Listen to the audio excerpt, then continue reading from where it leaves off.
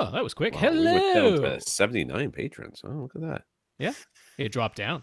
Welcome to Behind the Scenes of AV Rant. What is this, episode 639? This is the behind the scenes version. Tom is back. Welcome back, Tom. Hooray, yay. We'll say that again on the actual podcast. But we're back to the actual behind the scenes thingy, which means that you will not see images that we're talking about, just using Google Hangouts for now. So who knows, audio might drop out, video might drop out. That's why we warn you this is behind the scenes. If you'd like to follow along with images that we talk about, on YouTube, go down there with the show more in the show notes there. There is a link that says pictures shown in this episode. So there's a Flickr album there, and that's how you can see images. Yeah, I think that's fair warning that this is not the completed version. This is going to be fun. I know, that's the way it's going to be. Yeah, this is not the completed version. There is a complete video version that I put out usually on Wednesday or Thursday, depending on how things go.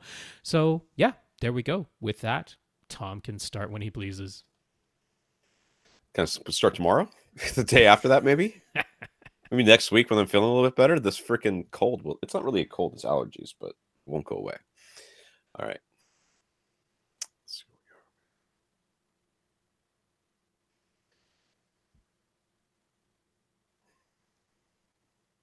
are. Welcome to another edition of AV Rant. I'm Tom Andry, and I'm here with Rob H. This is AV Rant. It's your home theater and AV questions answered. Welcome back, Tom. I know you're still a little bit under the weather, but he's pushing through, soldier that he is, and want to make sure I do say, again, thank you very much to Lee Overstreet for filling in last week. That was very nice of him, as always, so thanks, Lee.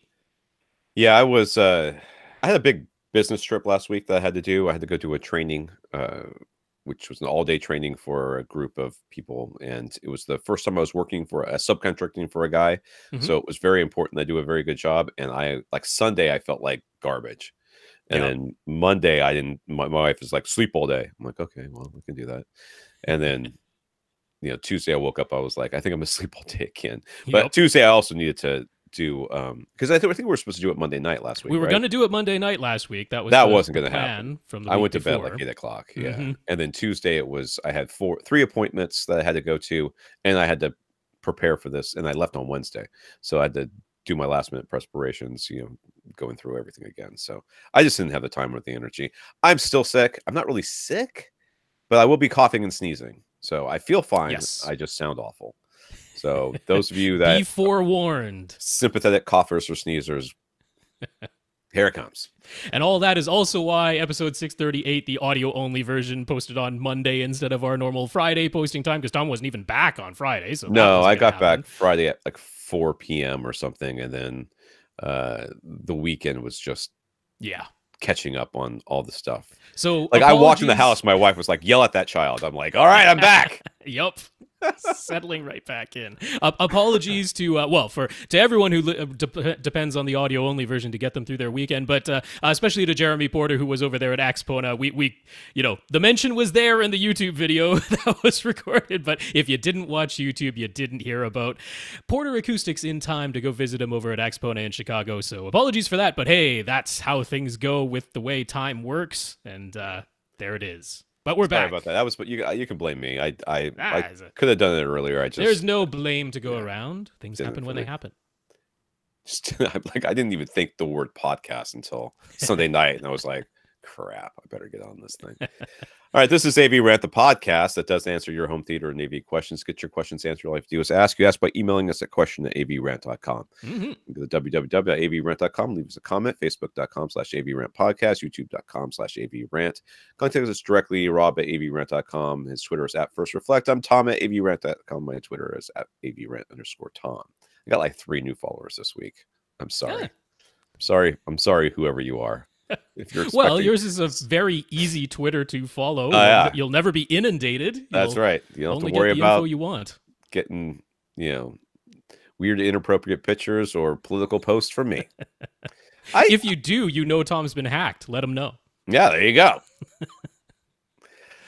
I want to thank our listeners of the week. To become a listener of the week, you have to support the podcast in some way. So one of the ways you can do that is going to patreon.com and signing up for a monthly donation. Every month you support the podcast by them taking money from you and giving it to us, at least most of it. Automatically. So we want to thank our 79 patrons over at patreon.com. Yeah, that's patreon.com/AVRant Podcast if you'd like to sign up. Our 79 patrons over there, thank you so much for the financial support. And we should mention, didn't have any new donors this week. As far as we know, we might be mixed up. Let us know. By all means, if you know that you did something to support the podcast and we haven't said your name, let us know, because we're not doing that intentionally. That's for darn sure.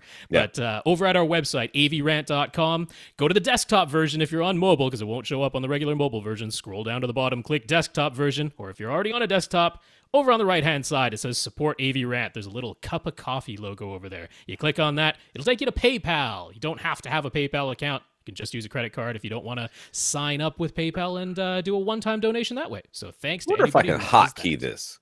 There's a mute button. I never really knew that there was a mute button. There should be a mute button. I press it right here, and there we go. Mine is physical now. Oh. Can you hear me right now? Can you hear me? I can hear you right now. Yeah. Well, why is the mute button doing that? It's recording. It's showing. It's stupid. Oh, maybe it turns off the software recording part. And no, I'm looking at the waveform. It's there. Oh, okay. Oh, I don't know if the audio doesn't come through. Whatever. I don't care. Well, you should care that something is recorded on your end. That would be beneficial. That's fine. It's being recorded. As far as I can still hear you on this. If needs must, I'll just grab it off of the Google Hangout. No, it's recording. I press mute. I press unmute. I press all the buttons. Don't play with stuff, Tom. I know. Bad things happen. That's not bad. All right, in the news, we've got details about Disney Plus, which, by the way, I really don't want to sign up for, but I think I'm probably going to have to. Oh, they have made a case. I mean, like DCU, I'm like, I don't care. That's pretty easy to ignore, honestly. There's not a lot there. Even like HBO, I'm like, nah. I mean, Game of Thrones is good. That's one where you could easily see yourself signing up for like a month or two, but not all year long. Right. But Disney Plus is really making a stupid case for this thing, which means I'm going to have to talk to my wife about it, which means that we're going to have to give up something else. And she's going to say Netflix. Because she doesn't ever watch Netflix hardly. The kids watch Netflix, and I will occasionally watch Netflix these days. But I've been, I just got through on Hulu all of the original Dragon Ball episodes. Yeah, the early, highly offensive ones, racist, misogynistic. I mean, like all the things that were wrong with that could be wrong with that were. Hulu kind of ties into Disney Plus though as well, since Disney now owns a controlling stake in Hulu. I know. So yeah. Excuse me. I'm really trying not to cough. So anyways, Disney Plus. The U.S. launch is November 12th, so we've got some time to think about it. Europe and Asia in late 2019, early 2020. It's going to be about $7 a month or $70 for a year. Yeah, so I mean, that's important. $7 a month or $70 for a year, so basically 2 months free if you pay for the whole year in advance. 3 movies? It's like buying 3 movies. I mean, this is entirely the like drug dealer type of push, because it's almost free to get you started. It's like it's very low barrier to entry to get you in. It's like once they have everybody in, that price is going up, but then you're locked, you're stuck forever. They know they're going to get you. So it's going to support 4K HDR. The audio formats have not been specified as of yet. The apps are pretty much for any streaming box you can think of, because no one's saying no to Disney. I mean, they even have a Nintendo Switch on there, which, like, what do they have? They have YouTube and what's it? They have one other, I think Hulu or something. It's like not what you would is not Netflix on the Nintendo Switch, but there it is, Disney Plus. Like, yeah, we can get Nintendo on board. We're Disney. Yeah. So large headers for Disney, Pixar, Marvel, Star Wars, and Nat Geo. There's not going to be any ads. The full back catalog of Disney classics, the full Pixar catalog. Moving forward, it will be the exclusive streaming service for all things Disney. So any Marvel, any of that stuff is all going to be Marvel, Star Wars, all that. No, they have a couple of contracts already in place, particularly with Netflix, where there's like a couple of movies that have to stay on that service for another year going forward, and Disney won't get the streaming rights for those back until that elapses. But it's only a year, as far as I know. I think like Solo is stuck over there on Netflix for another year. They won't be able to put Solo, a Star Wars story, on at launch on Disney Plus. And the entire world wept for that.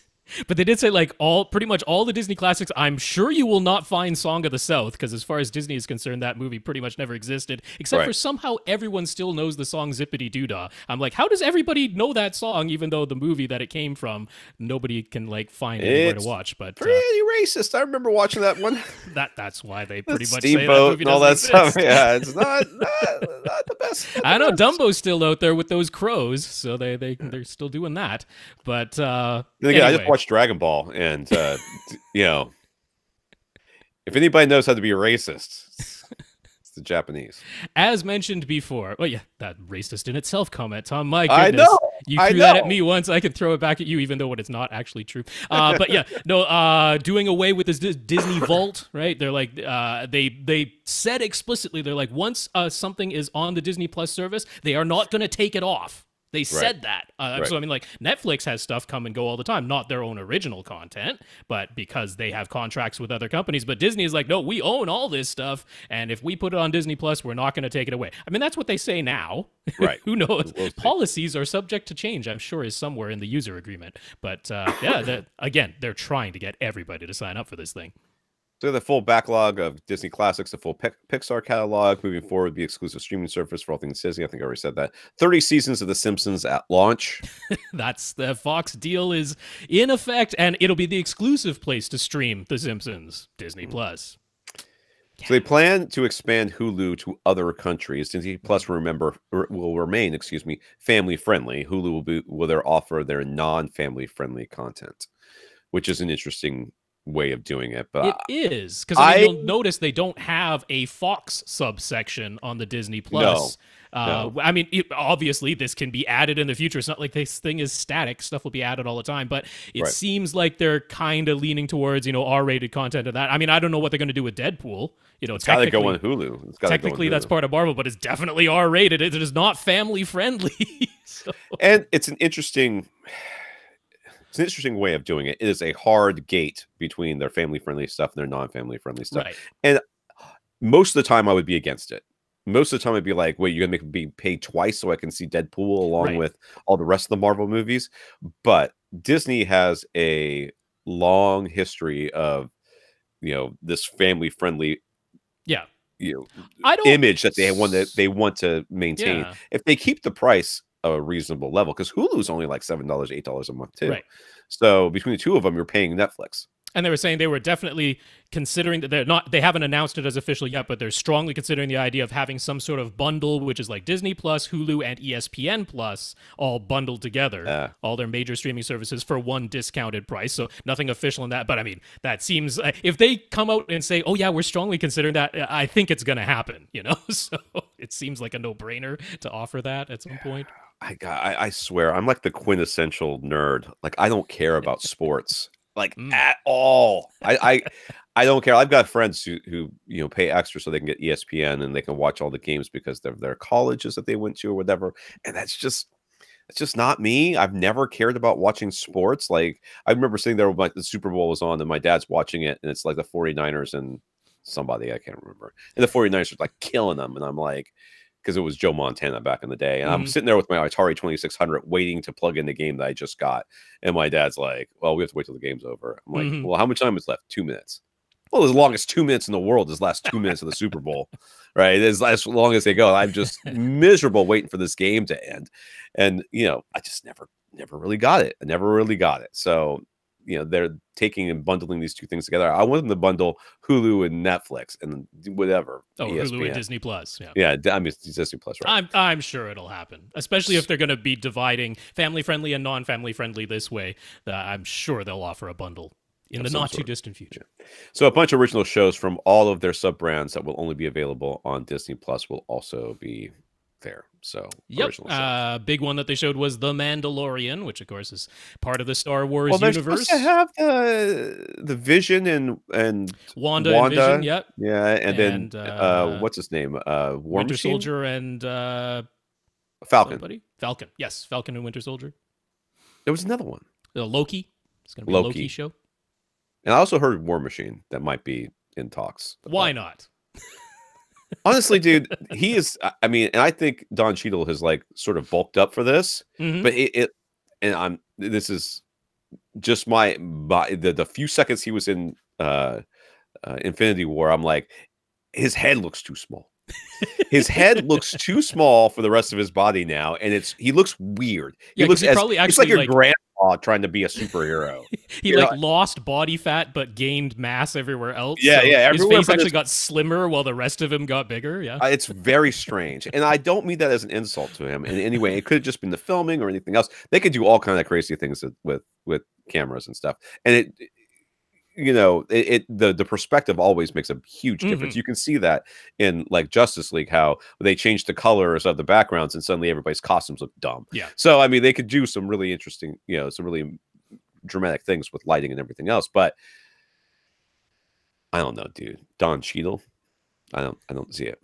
But this Disney Plus service, I mean, I don't like it seems to me like clearly monopolistic intent. I don't like how compelling what they've announced is, because I'm like, they did a really good job. I have to hand it to them. They did a really compelling job of making their case of why you're going to spend $7 every month. If they came out with this at $19.99 a month, right. I still think that they would be a lot of people. Oh, many people would. Yeah. Yes. I mean, I would have an easier time saying no, but a lot of people, especially new parents, young parents, and I mean, the thing is, once they sign up 120 million people, they probably will jack the price up. But yeah, we'll see. $70 for a year, man. Like, if you have kids, how do you say no? Honestly. How do you? I am a child, okay, and I can't say no to seeing all of the Marvel movies. As soon as you can see them on streaming.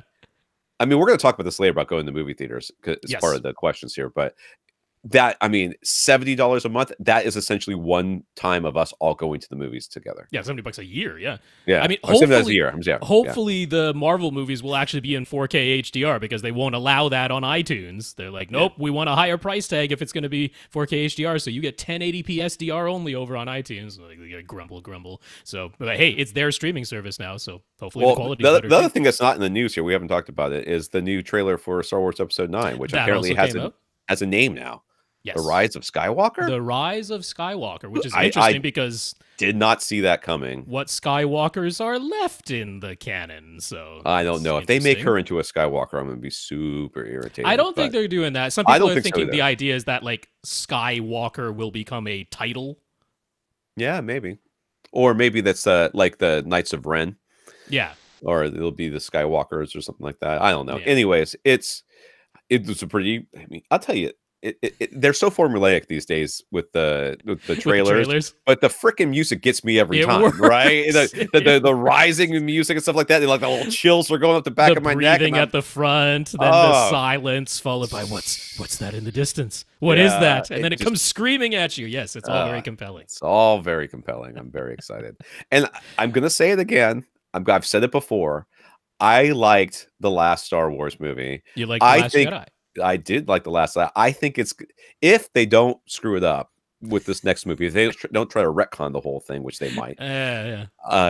If they don't screw it up, I think that it's going to end up being viewed just like Empire Strikes Back as being the best one of the trilogy But we'll see. I have I have a friend who's like in the Star Wars troop. Wears the Empire, the Stormtrooper. No, right. He traded in he sold all of his Stormtrooper armor and got a custom made General Grievous suit.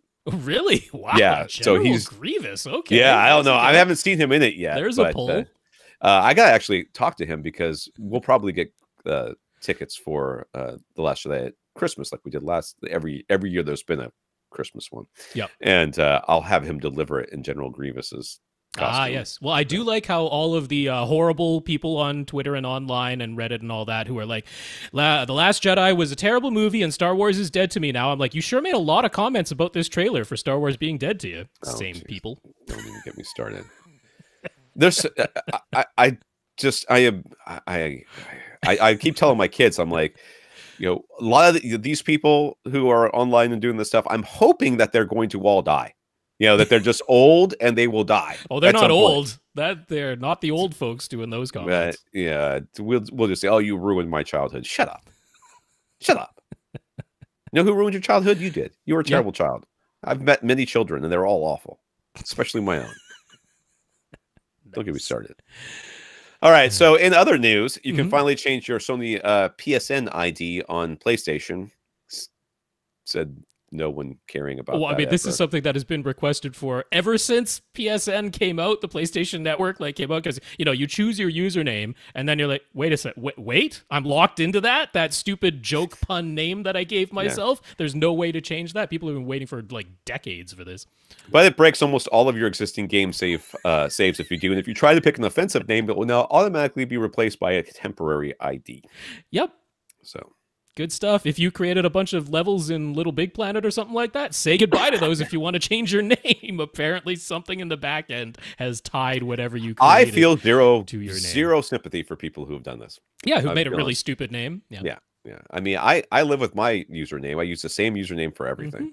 And it's a name that my brother used to call me when he was young. He's my autistic brother. Couldn't say my name right, so he said something else, and that's what I use. Yep. I've been using it. It's a email address I use.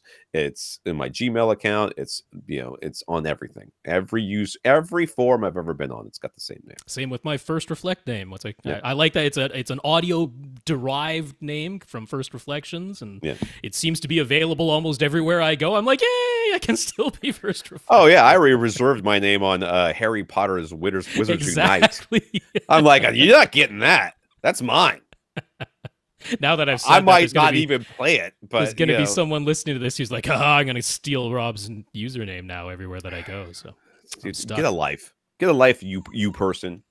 You hypothetical You straw man that we have just made up. You internet troll straw man. All right, comments here. These are comments, right? Yeah, from Rob in Australia. Rob's not this Rob. Rob in Australia. His setup includes an Oppo 203 connected to a AVRant SR6010, which then feeds both an LG C6 OLED and a 1080p projector. As a reminder, he had resorted to physically plugging and unplugging HDMI cables so that only one of his displays was connected at a time. Otherwise, the 4K and HDR would never work on this OLED since this 1080p projector was apparently being detected even when it was powered off. So we suggested, and by we mean Rob, Sewell's IBIS Pro HDMI switch, since it just uses a physical button to connect the single HDMI port on one side to the two HDMI ports on the other side. Having it shipped to Australia doubled the price, but it works. And Yay! This is a theme. If you live in Australia, everything is doubled. Yep. The price for everything is doubled it makes no sense to me. I mean, all this crap is coming from China, and you go buy Australia on your way to everywhere else. So just drop it off. Just pick a city and drop it off. Send a little away team off a huge container ship. Yeah. With all these massive semi-truck trailers. But instead they gotta ship it all the way over to America, where Seal puts its little sticker on there, and then they send it on a plane, which then drops it off on a humpback whale, which swims it the rest of the way. So anyways, with this new switch in place, the menu on this Oppo would flicker or even go black when he's using his OLED. So he tried switching an HDMI cable, and that improved matters, but still with some occasional flickers. Determined to get it working, he bought new certified premium HDMI cables from Amazon, doubled the price of the ones he was using before. And now no more flicker. The menu is stable, and movies play fine HDR, 4K, and all that. The Sewell switch and all that works great. The thing is, his old, cheaper HDMI cables said they were certified premium, and they had the little hologram sticker and everything. So just as a warning, even that might not be enough of a guarantee. Finally, he's still having to power cycle his brands in order to get Dolby Vision discs to show up. Everything else is working nicely now, so that's his last hurdle. So the whole premium certified thing, I mean, it was supposed to be, if you have the proper hologram sticker and it's got the QR code on there, and you put your phone up to the QR code and it actually takes you to the official, yes, this is really a certified product website and all that stuff. It's supposed to be your guarantee that this thing will work with the full 18 gigabits per second spec. I mean, so the Oppo menu that's being output in 4K at 60 frames per second, and that's why you need the full bandwidth. Your ones that are limited to 10.2 gigabits might not work, and he was getting this flickering or sometimes occasional cutting out, is sending it through a couple, it's going out of the Oppo into a Marantz, out of the Marantz into this passive switch, out of the passive switch into both of his displays. So it's a fairly long signal chain without a ton of boosting along the way, because that switch doesn't do do any Yeah, boosting. we don't really know if there's any sort of signal loss on the way, too. That's I mean, right. with the Switch, that would be what I would be concerned about. Would be And I mean, that the signal Switch loss. says it's full 18 gigabits per second and HDCP 2.2. I mean, it's just physically moving metal back and forth, so there should be no reason why it wouldn't pass anything. And it does. He got it working, but it is disconcerting that he had cables that were said they were certified premium and had the little sticker and everything, and they didn't work. But then other ones, more expensive ones that came from Amazon, did work just fine. So Right. I'm not. I mean, even the certified premium program, it's not as though they're literally testing every single individual cable. It is That's batch true, testing. and it is batch testing, and there is a, you pass a threshold and you pass. Yeah. They could, the ones that you got could have barely passed, and That's then right. Yeah. or they passed with a few errors, but not, Not but enough still to fail. right? And then the other ones you got passed easily. Yeah. So you've got sort of, I don't want to call it headroom, but essentially you've got headroom in there for a little bit of signal loss. You'll be okay. That would be my guess. I mean, honestly, in Australia, when I was there was stuff that looked straight up, copied and, fake. You go to the store. Yeah. It could be somebody just slapped a hologram sticker on there and called it certified premium, but perhaps I think chances are, especially when you get the menus, which are at the full 60 hertz and all that, a little bit of dropout is probably considered okay via whatever metric they're using. I wouldn't be surprised if that was what the case was. But just a reminder, if you're having those sort of problems, switching out your HDMI cables, unfortunately, might be a solution. It's tough. It's tough to troubleshoot, but yeah. Well, and this is why we've always hated HDMI. Yep. It's because troubleshooting is such an issue. Yep. With component cables or any other type of analog cable, you plug it in, and if it works, it works. And if it doesn't work, it's the cable. You could switch the cable very easily and, from one side to the other or whatever, the three cables that you had, and get, like, oh, well, green and blue are working, but yellow doesn't seem to be working. Let me switch this cable. Oh, yeah. Okay. It's definitely that one cable. HDMI is, you're like, too many things. Could be the cable. It could be the handshake. It could be the bandwidth. It could be all sorts of things.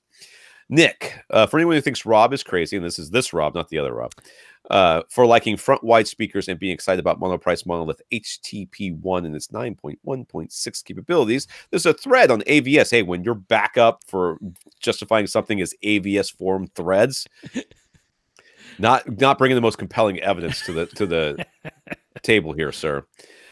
Detailing one forum member's 13.4.12 configuration. Although the 12 overhead speakers are actually only 8 Atmos overhead speakers plus 4 more overhead speakers dedicated to Aura 3D, which seems like a waste, but whatever. So he's not actually using all 12 overheads simultaneously. He's managed to do this using only 2 receivers, thanks to the capabilities of Denon's X8500H. So that's much less expensive than the Trinov Altitude Pre-Pro, and despite being able to theoretically run his Atmos soundtracks as 13.4.8, he settled on 9.4.6. Oh, how will he ever survive with 9.4? There you go. But interesting though that he did the experiment, installed all of these speakers, and he's like, you know what? 9.1.6. I mean, the 0.4, he's using 4 subwoofers, but it's one actual channel. Right. So 9.1.6 is like satisfactory. That's as much as he really feels he needs to do. I'm like, well, that's what the HTP1 is going to do for the same price as a processor alone as what the X8500H goes for. Both of them are $4,000 devices, although the X8500H has 13 amplifiers channels built into it, so it's different from the HTP1, which is a processor only. But 9.1.6 is where he settled after hearing what adding a whole bunch of extra speakers can do. So that's kind of interesting. And if you'd like to check out the whole thread, we'll have a link at avrant.com to take you to it. Don't comment. In the AVS forum thread. No good can come of it. Anaheim Josh. These are here. We're going to the questions here. Anaheim Josh. Josh's house is a single level, so there's no upstairs room to worry about as far as sound leakage goes. So we still recommend using backer boxes for his in-ceiling speakers. If there's no concern about reducing how much sound leaks into the ceiling, is there a worthwhile sonic benefit to having backer boxes? Let's put it this way. Backer boxes will never hurt. Right. But in this case, the thing I would worry about is the sound going out into the the attic and then coming back down someplace else, coming through someplace else, a light fixture or Yeah, something it's like a that. flanking path, right? You're allowing Right. the air to move freely in the whatever's above your ceiling, and then if you have other openings in your ceiling, the sound can come back But let's down say through that those you've got light fixtures, but there's insulation everywhere, and like as there normally is in attics. I would not worry about it at all. I would just have it. Well, the thing is, I'm not even so much considering the sonic side of it. I'm considering the side that most places it is code that you have to have a back can on anything that goes into an attic space. That's a fire safety code. And considering also, you're in California, almost certainly there is a code because they love them codes out there in California. Yeah. So, considering this is a single level, I have to assume what is above your ceiling is your attic space, and you are most likely required by code to have a backer box. In fact, it has to be a fireproof back can on your in-ceiling speakers. So, that to me settles that. When you've got to have it to be in compliance with code, whether it's a sonic benefit or not is kind of beside the point. Yeah. Sonically, I wouldn't worry about it, but. Yeah, right. There's always that. I'm not tremendously concerned about the sonic side of this in this instance, but very concerned about the fire safety code side of things. All right, an update. Our recommendation as to which TV he should get has been the 75-inch Samsung Q8 FN all along, but the newer Q8 or Q80 series just came out, so we was tempted by that. But we mentioned how the ultra viewing angle feature actually seems to make black levels and contrast worse on the newer model. So we took a trip to Best Buy with the Magnolia department and had both the Q80 and the Q8 on display. The Q8 looked definitely better, brighter, better contrast, more details in the shadows. The salespeople even said that they're disappointed with the new Samsung models. Because they knew that you were disappointed with it, so therefore they agreed with you, and they're trying to sell you a TV. But good. I don't know about that. There's a lot of people in the early reviews who are like, not so hype on this. We're really going to start using the word hype. Okay, so that's fine. I can do it. I'm down with the hype. You're not required to, but it does seem like that's the direction this podcast is now suddenly going. We're going to be saying hype now, so that'll definitely get us some new. Where that came from. I'm just saying you, but all right, language man. Just whatever. I didn't realize we were saying hype now. We're just reaching out to the millennials, are we? That's our new thing. I did not think about it. It just came out. All right, it's fine. That's your generation. I'll back you up, buddy.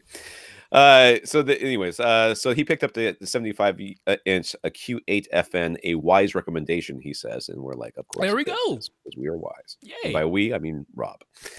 So if this latest 2019 QLED looks worse than the 2018 models, do we think that this indicates that maybe they've reached the limits of LCD TV quality? No. No. They will always continue to improve. Let's all remember Yamaha's receiver line right before the Avantage, where we all went, holy crap, did they forget how to make receivers? They suck. And then we hated them for like a year straight. And then they came out with Avantage. We're like, oh my God, they're awesome. We love these guys again. So yeah, every once in a while, they come out with some new technology and they decide to implement it. And they're like, somewhere down the line, someone goes, I don't think it's working like we thought it was going to. They're like, well, it's too late now. We'll fix it next year. It's interesting because this seems to be a theme this year, particularly with Samsung and Sony, where they have tried to get these wider viewing angles on their LCDs. They clearly read the criticisms of many reviews where they're like, well, this LCD TV looks good if you're bang on axis, but as soon as you move a little bit to the side, the things wash out and you can clearly see the blooming and all that. So they're like, okay, let's try and get wider viewing angles to better compete with OLED's really wide viewing angles and just to make customers happy who say, hey, I've got a living room setup. I have, a couch that faces sideways. If I sit there, the TV looks horrible. Can you make a wider viewing angle? But in so doing and having to diffuse the light sideways, it means that the contrast level has gone down and the black level has raised up. Honestly, this is not a bad business decision either. I was kind of making fun of it as being, like they screwed up. But the reality is not that. The reality is there are people who are going to be in rooms that don't have light control, never watch in that sort of situation, and need a wide viewing angle. And we're going to say, in that case, the Q80 is going to be better than the Q8. Sure. For that exact reason. And yeah, because it's still very bright. And having that option out there is not a bad thing for them. So it may be, first of all, their response is just like it should be any manufacturer's response, which is there's always going to be something to complain about. It's almost never do you have a perfect product that solves everybody's problems. Well, exactly. I mean, OLEDs aren't perfect either. They're the people exactly who complain about the burn-in or the slight, non-uniformity, like Lee Overstreet talked about last week. It's like, there's a little bit of non-uniformity even in bright white. I'm like, yeah, there's that in LCDs too. So what's the alternative? Right. They're not perfect, any of these displays. But yeah, they've tried to address this one shortcoming that some people were talking about, and in so doing, they've had to compromise in another performance area. They've basically made these vertically aligned panels that have the best black levels and contrast that LCD can offer at present, made them look more like IPS in-plane switching panels that have wider viewing angles but not as good contrast. So it's always a back and forth. I mean, we already know they have things like these dual LCD layer TVs where they have a black and white LCD layer that basically turns it into 8 million local dimming zones, and then that goes through a second LCD layer to put the color, and that is drastically improving black levels in contrast.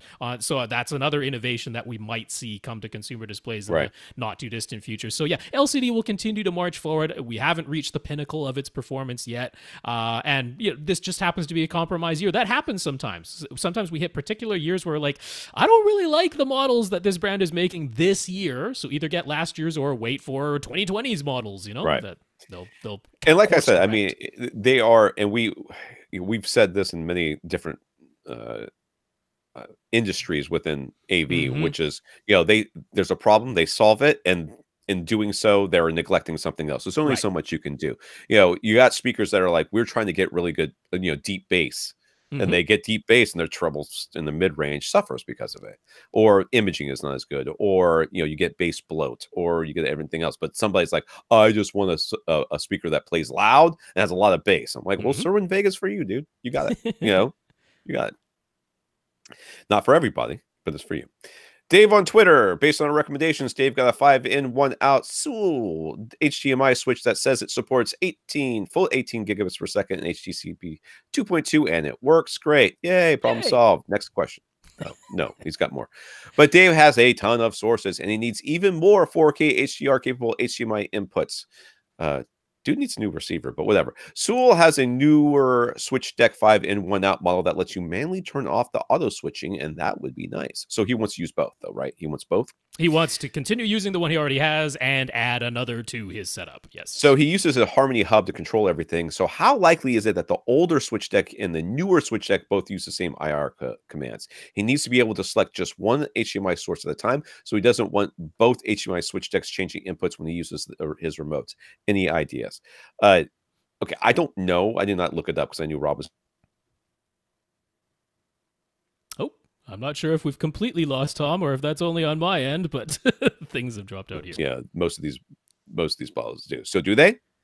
So I'm not certain. I had a little dropout there with your audio or your feed or something. Oh, so maybe my mute finally kicked in. No, you completely froze on my end. But yeah, no, I assume you're asking if the IR codes are the same. I don't know for 100% certain, but I think the likelihood is very high. Yeah, that's what I said too.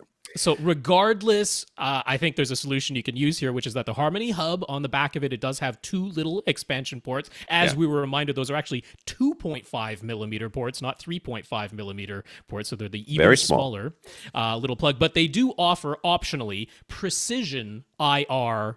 I can't really call them blasters, but like little flashers. Call them flashers. Yeah. But the precision ones, the ones that are meant to only control one device at a time, and you have two optional outputs, you can connect these little precision IR cables to them. So with that, you can tell in your Harmony setup software, you say, when I want to control this device. So you can say, I have Sewell switch deck number 1 and I have Sewell switch deck number 2. When I want to control Sewell switch deck number 1, don't put that out of the main blaster, only send it out of the precision port number 1. And then when I want to control Sewell switch deck number 2, only send those commands out of precision port number 2. And then the commands will not cross-pollinate. And you just literally physically stick these little IR flashers onto the IR receiver of the device you want to control. And if you have a hard time finding the IR receiver, get a flashlight and just shine it at the front panel or the panel. It's going to be in the front panel, but at wherever you think the IR receiver might be, and look for like a red square. Yeah. And once you Or see circle that, sometimes. sometimes circle, and look for the little red reflection in Mhm. on the black panel, because it's almost certainly like going to be like a dark panel there. Yeah. And then that's where you stick it. You stick it right there. Yep. And if you're worried about cross pollination, which you with a precision one you shouldn't be, you just put a little bit of electrical tape over the top Exactly. of it. Yeah. Just to make sure that no, IR is leaking or reflecting out the sides. All right, Brett. After Brett's mom saw his 65-inch B7 OLED in action, she decided to buy a 65-inch C8 OLED for herself because she had to one-up him. One-upping him with the higher number. She just dropped it on the table, but she's like, "What up, boss? I'm your mom. I got you beat. Who's got the money? I got the money. What you got? Bills, boy." Anyways, I'm sorry. Hype. So she already had a recessed electrical outlet installed where she would like to mount the TV, and a 3/4-inch conduit has already been run inside the wall. She wants to add additional sources. For the time being, she doesn't intend to use any external sources, just the built-in streaming apps. And Brett will be going over later this month to help her mount it and make sure everything's set up correctly. With the conduit only being 3/4 inch, is there anything in the way of an HDMI solution he can pull through there so that the cables can still be inside the wall without having to open them back up again? 3/4 inch that's actually like not quite as wide as usually the plastic outside that's just outside of an HDMI plug. That's tough. There's not. I mean, it would be very hard to force this to run through there. I mean, even with lube. With lube. I was going to say, even with shaving off some of the plastic on the sides and trying to get that plastic thing off, you're just begging for trouble doing that. I mean, you could get, and this is going to be expensive, but you could get some sort of solution that's optical. Yes. Then run the optical cable through, then you have boxes on the other side. Usually you do that for long runs. You were thinking that. I was thinking Monoprice actually offers a what is the actual name of this? Slimline? Is it Slimline that they call it? But they're optical HDMI cable series. Okay. They offer one that uses a smaller HDMI connector that then goes into a converter once you've pulled the wire through. Right. And turns it into a full-sized HDMI plug. I mean, it's meant exactly for this situation, and the cable is even plenum rated, so you can pull it through any type of conduit that you might have, even one that's acting as an air return. But full 4K 60, 18 gigabits per second, even audio return channel works over this thing. So that could be a physical solution if you just want to buy an HDMI cable that you can pull through. Yeah, it's their Slim Run AV HDR optical HDMI cable. But $230. I know. for the 30-foot one, $250 for the 50-foot one. So clearly it's not the actual optical cable that's costing a lot. Right. It's not an inexpensive solution, but it could work. The other option would be to go HD base T. Okay. Because then you're just pulling through an Ethernet cable, which should definitely fit through a 3/4-inch conduit. Now here, I'm thinking, since you specifically mentioned she's using the built-in apps and that, and he's not entirely sure what future setup would be, you might want to make sure it's one that supports ARC, because a lot of HD-based T solutions do not support the audio return channel, but Emotiva's does. So Emotiva sells one that you can buy $300 though. Dude, for this money, you could just pay somebody to run the stupid cable in the wall, and you're done. Reopen the walls, exactly. Oh, it's a lot cheaper. Yeah. So, but $300 for Emotiva's HD-based T solution. Again, HDR support, 4K. It's going to be more hertz. expensive than the mount he's asking us for. It could be. But then you're just pulling Ethernet through. So, yeah, I don't have a good low-cost solution that you can pull through a 3/4-inch conduit. Unfortunately, it's well over $200 either way that you go. Cheaper to just pay somebody. Why don't you have them just put in new conduit? That's right. That's what I would do. So is there any particular wall mount that we would recommend as an especially good pick for the C8? There are lots of them out there. I'm sure Monoprice has some. I didn't look there. I looked at Chief and Sanus, and they both have options that are but they're kind of expensive. They are. The full tilt, the one that just sits on the wall, I think is $100 from Sanus that I found. There's I think the one that just tilts is like 150, 170. And then if you want the full motion one, it's a lot more, $300 or something like that. Yeah, I honestly, so the OLEDs are not as heavy as a lot of other TVs. They're super thin in that. Now, it's funny because if you pick up a C8's like box, like the shipping box, You go, well, this thing's kind of heavy. Half of that weight is the tabletop stand. The tabletop stand in that thing is like a iron brick. It's super made of heavy. lead. Yeah, it's really dense. Superman and can't see through it. So basically, half of that packaging weight is just the tabletop stand, which of course you're not using on a wall mount. The thing to be aware of with the OLEDs is that because all of the electronics are down at the bottom, the VESA mounting holes are also low on the TV. They're not in the middle of the back of the TV like a lot are. Now, that's not a problem. It'll still work with any standard VESA mount. So honestly, there isn't a reason I should point you to a particular one. I mean, you'll have to decide how much movement do you want the mount to allow.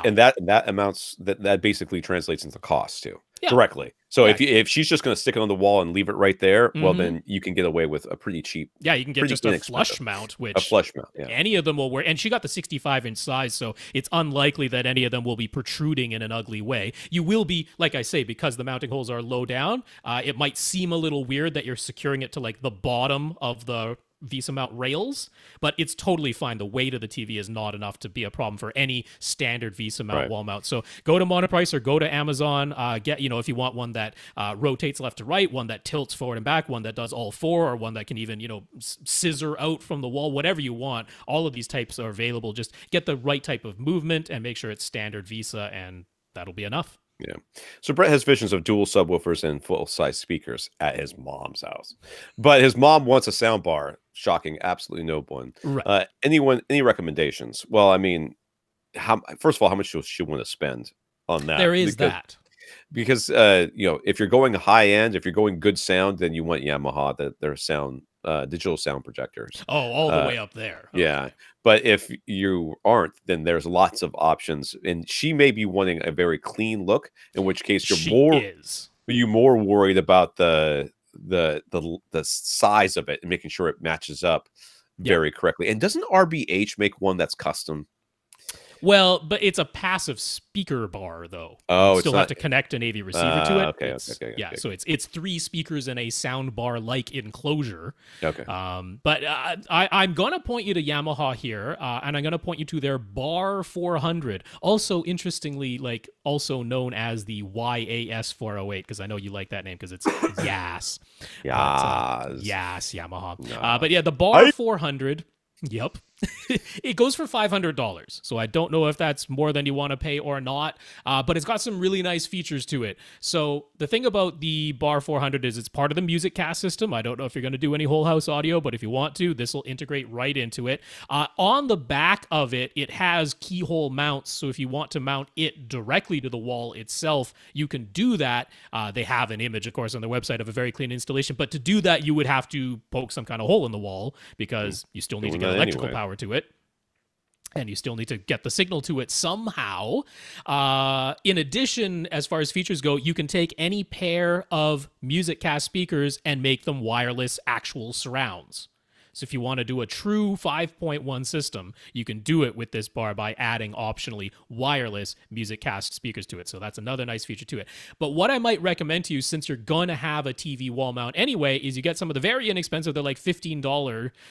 They're just kind of shaped like an L, and just the little brackets that attach to the same VESA mounts on the television mount, and then it just hangs either above or below the TV itself and holds the sound bar for you above or below. And that gives you a little bit of this, black L channel to also run the wires, because we know you already have a recessed electrical outlet, and all you're going to need to run is either an HDMI cable to the ARC port or an optical cable. One thing to know about the Bar 400 is that it does only decode Dolby Digital and DTS, so you don't have to worry about Atmos signals. It's not an Atmos soundbar. Right. But I don't think that's what we're looking for here anyway. So I like that one. It's good sound quality, $500. It's not super cheap, but not crazy expensive. Nice slim form factor, and you can optionally add actual surround speakers to it if you want to easily. And it has a little graphic on there where it's Bluetooth, so you can connect your Bluetooth headphones to it and then listen to your headphones. Oh, does it have out? Because yeah, Yamaha is doing that on their AV receivers, which is it does say Bluetooth that. I mean, out. it does say that it's got it Ah. has a little image of headphones. So I Okay. imagine that's got to be what it means. Yeah, So, I sometimes keep forgetting to mention that. That's another thing people have been asking for from AV receivers and soundbars for a long time. They're like, I know I can put Bluetooth in from my phone, but can I send Bluetooth out to my headphones? Yamaha is supporting that type of stuff now. He is asking for a clean installation. So I like the idea of the L brackets, putting the speaker, whichever speaker you get, if it's this one or another one, below is good, and that therefore it moves with the TV. It moves with the TV. If becomes you move the part TV. of the TV, That's and right. then basically all your wires. I mean, every mount that you buy, no matter what mount it is going to have some way of basically a wire channel. It might just be a little plastic, little hook or whatever that you put the wires through, and then you'll run the wires down through that conduit down to or back to the TV, and as the case may be, but down through the conduit so that you can go to your little subwoofer box that this thing comes with. Those whatever. Oh well, the subwoofer is wirelessly connected to the soundbar, so so you could do that wirelessly. That just needs to plug into a wall. So, like I say, you wanted this clean look. So even if she wants to expand to full 5.1, all of that is wireless. You'll need an electrical outlet for the surround speakers and an electrical outlet for the subwoofer, but all of those connections are wireless. So I think that's good. I mean, if you really want to do Atmos, I would point you to the Sony soundbars that have a similar thing. Similar offerings, then those do Atmos and DTS-X, but now the price goes up to at least $600, $900 for the one where you can add wireless surrounds to it, so quite a bit more expensive. So the problem with this thing is that it needs power. Sure. So she's got an electrical outlet back there, like a recessed electrical outlet behind back the there. TV. As long as it's got two outlets, one for the TV, one for the soundbar, you'll be fine. Yeah. If it doesn't, you're going to be tempted to fish that wire down that 3/4-inch conduit if it fits. Don't do that. That's illegal. That's illegal. You cannot do that. So you're back to whenever your electrician or wall person comes in. That recessed outlet, you just get a little adapter that you're going to want an adapter or something. Into two. Yeah. All right, Patrick wants to know what cameras we use for our YouTube videos. I have a Logitech one that says HD 1080p, and I don't remember what else it says. I could find it. That's very specific. I know. So on the completed versions of the videos where we are split screen and side by side, I'm using a Microsoft Cinema 720p. I hate it, so don't get that. It's not good. And if you're watching the behind the scenes version, it's just the webcam that's built into my Dell laptop, which surprisingly doesn't have as many problems as this Microsoft branded Cinema 720p HD. So yeah, that's what I'm using. I'm not sure. I don't know if he's asking because he thinks the quality is terrible or because he was looking for a recommendation. I'm not sure which direction he was coming from, but I do not recommend what I use.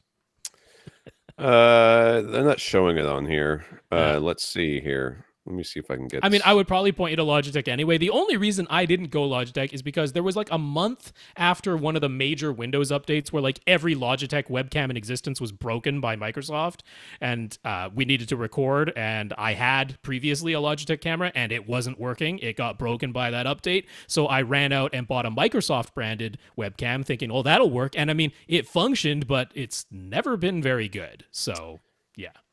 Yeah, they're not showing it, but it's like the C9 something. But it's an older version. So there's on their website, there's a C930E, the C925E, the C922, the C920. Mine's closer. Looks like it's closer to the 20 maybe. That range. Anyways, it was probably it was over $100 when I bought it. I think I got it reduced. I think I got it on sale, but it's an older version of one of those. So it has like it's a rectangle. It's got the weird little thing where you can kind of clip it onto top of your laptop monitor if you want to. The little thing, and it's got speakers on the sides, and it's a 1080p projector. So I mean, a projector camera, and it's great. It's fine. I've had no problems with it. It's worked with everything. It's fine. I actually have it mounted onto a little foot thing that attaches to my tripod so that I can not have to worry about hitting my computer and having it do things. So that's it. And then mine's fine. I like mine quite a bit.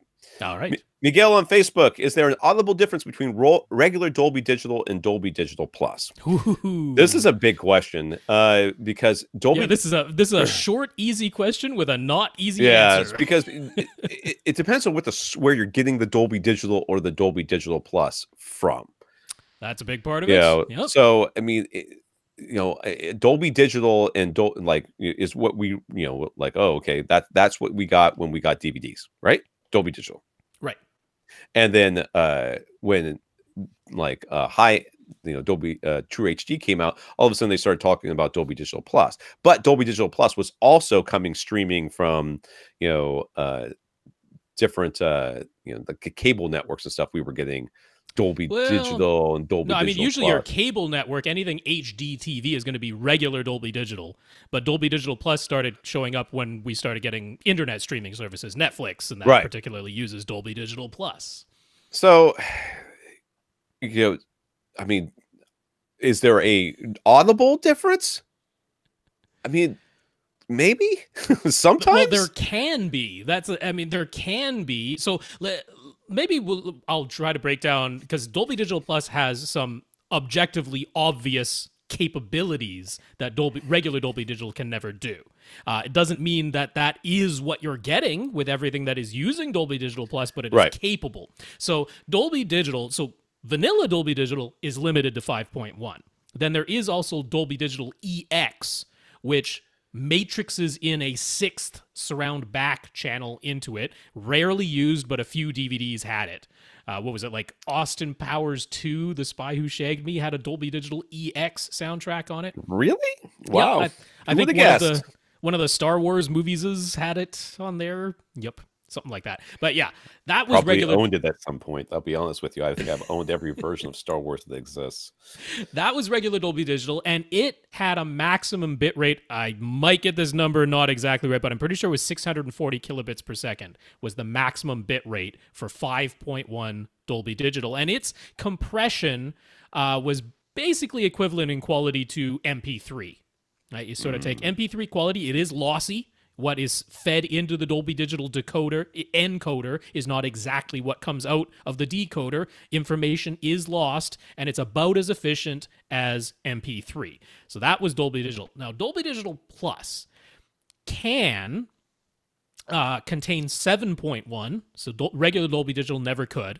Dolby Digital Plus can be discrete 7.1. It can also have Atmos extensions attached to it. So if you're listening to Atmos from Netflix, that is Dolby Digital Plus with an Atmos extension on it. It activates the Atmos decoder in your AV receiver, but it is not lossless like what is on an Ultra HD Blu-ray disc. It is still lossy. You're still losing information, but you can have Atmos. You could never have Atmos attached to a vanilla Dolby Digital signal. So that is a clear and obvious objective difference between the two.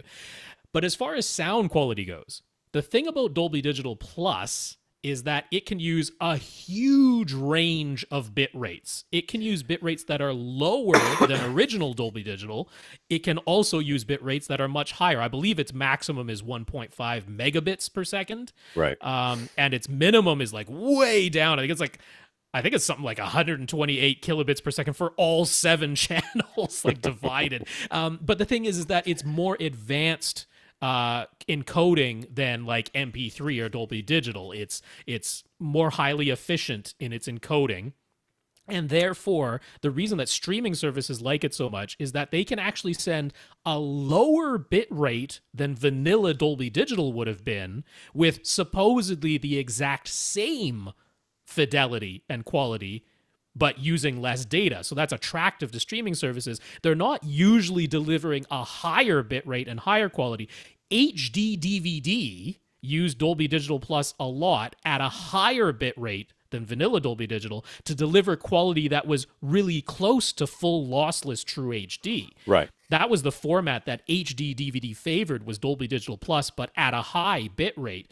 But what we're mostly seeing when we see Dolby Digital Plus today is from streaming services at a bit rate that's actually lower than what vanilla Dolby Digital would have been. So is there an audible difference? Well, there could be, but not necessarily. It depends on what they've chosen to do with it. Yeah, and it's not a clean-cut answer. Yeah. All right, let's go on, Carl. Oh, okay. What You're we bored could with we that. could talk about that forever, and I don't want to talk about it anymore because No, it's a complicated thing that I wanted to try and unpack. But so Dolby Digital Plus is newer. Dolby Digital Yes. is like a set bit rate, basically, is the way you think about it. I mean, it's somewhat variable too. Like DVDs were like 384 kilobits per second, but it Right. could have been 640. Like the super bit ones that Sony put out, they use the full 640 kilobits per second. And I have like Super Bit, Fifth Element, and Super Bit Yeah. Charlie's Angels. And did it sound drastically different?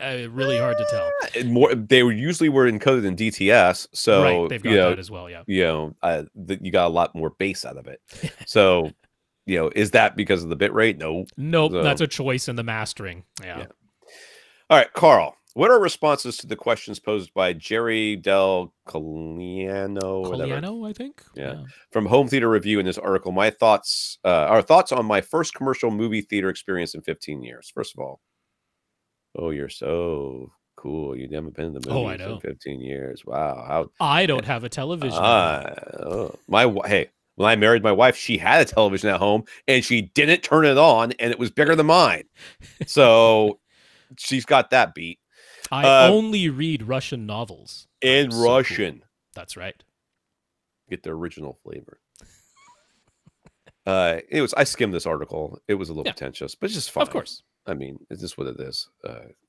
He lives apparently in the world's richest city. I'm like, how much does this guy get paid to write these things? I mean, I can't.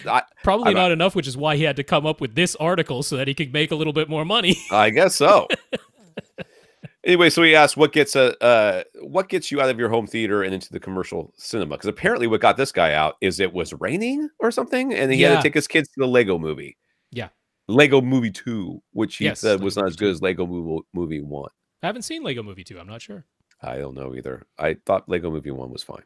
Yeah. What gets me out of the home theater into commercial cinema? Very little these days. Very little. Usually it's because I want to go. It's a Star Wars movie. Everybody's into it, and it's sort of a family thing that we do. Mm-hmm. The other reason I've been to the movies lately is it's been Wonder Woman, Black Panther, and Deadpool. Those were the last three movies I saw in the theater on purpose, and not like I accidentally saw some, but that I purposefully went to the movies to see them, and it was all to basically say I want to support this type of movie being made more often, and that was why I did that. So that being said, I can't anymore see any reason to go to a movie and see a movie in the movie theater. Like I've already supported like the women director, women whatever, all that stuff. I did that. I already supported the R-rated superhero movie just to say that I've done that. I just I saw Black Panther to support that type of movie being made with minority groups getting their fair share in the spotlight. I want to make sure that movie made money. Yeah, not just roles, but like writing and directing and the whole thing. I mean, roles is one thing, and that was really important too. But I felt like that backside of it was just as important. People behind the camera. Yeah, the people behind the camera, they really that's a whole bunch of white people most of the time. So. I thought that was important to support, but at this point, I'm like, I'm not saying that I won't support, Black Panther 2 or whatever, but I'll probably support it by getting Disney Plus. Disney Plus, yep. I hate to say that. I mean, I like going to the movies, so I mostly go to the big blockbuster ones, the ones that people are chatting about online, and I like to go on opening night, and that way I see it with a crowd who's there to watch the movie, and they're into it, and it's a fun experience, and it doesn't take a whole lot to get me out of my home theater and into a commercial cinema for that type of thing. I enjoy it. I think it's fun. There. Yeah, and Rob pays like 25 to 40 about bucks. $25 for a seat, and I can get. I don't really like D-Box. I hate that anytime there's a horse, you bounce up and down like a little horsey ride. So I'm not super into D-Box, but I like having two armrests, so I pay for the D-Box seat. But I go to the movies, and if I, at the very least, I got to take somebody with me. So I don't know who that somebody is, but somebody in this family has to go with me. So that doubles the price. If I take the entire family, we're talking $150 exactly to get into a movie theater. And that's before it's really, 120 or so. It was last time I looked at tickets, it was the convenience fee was insane. I'm like, it's a third of the price of me going to the movies for me to order the tickets online. You guys have lost your minds. Yep. What is wrong? I could just anyway. So I've really shied away from going to movie theaters anymore because of that. And really before I decided to go to the movies because I wanted to support specific movies, the last movie I think I saw in the theater was the first Avengers movie. No, the second Avengers movie. Okay, so the two Avengers movies, and then I saw one of the Star Wars. I know you saw one of the Star Wars. Oh, the Star Wars movies. I'm not really counting them because that was sort of a Christmas present sort of thing for the family. So those were just something to do, just something to give the kids, and it was sucking up my parents. Part of this question is like, is any of it to do with the actual audio video experience of it? Because for me, it's not. Like, I have better bass at home even than the giant theaters. I'm lucky. I live just outside of Vancouver. It's a big city. We have tons of cineplexes, and I have lots of choice for good quality theaters. I'm not sacrificing on video and audio quality for me to go out to the commercial movie theater. But I'm also not getting a huge gain. I mean, the experience of the gigantic screen and sitting in a much bigger auditorium, that is different than what I get at home. But honestly, the experience that I have watching an OLED with my full surround sound system is superior on some technical levels outside of just sheer size. Right. So, but I don't feel a huge sacrifice either direction. So for me, that's not the deciding factor. For me, it's almost purely social. That's the reason. And there's nothing wrong with that. I mean, going on opening night is always fun. Like I've seen when I was in college, I saw a ton of movies on opening night. Going to see the first Mortal Kombat movie on opening night was a blast. People were like, just having a great time. Exactly. But I don't get that by myself in my home theater. So that's right. But at my age, with kids and expenses to worry about, and scheduling to deal with, I generally can't do that, and I certainly don't have the funds to do it. So that's why I don't. And frankly, I don't know that I've experienced better picture quality or significantly better picture quality, and certainly not better audio. I want a Dolby Cinema to open somewhere in the Vancouver area. Come on. So he says, with Amazon, Netflix, Apple, and other streaming video providers all getting into original content, including feature film releases, Bird Box, that was fantastic. How excited are we at the prospect of day-to-day releases that are available both in theaters and at home at the same time at the same release day? Man, I could care less. People have been talking about this for ages. I'm like, I just don't care. I don't really see it happening. It doesn't make a whole lot of sense. It doesn't make sense from the studio's perspective, for sure. Yeah. It doesn't. The windows are getting so short now. It's like, what are you even complaining about anymore?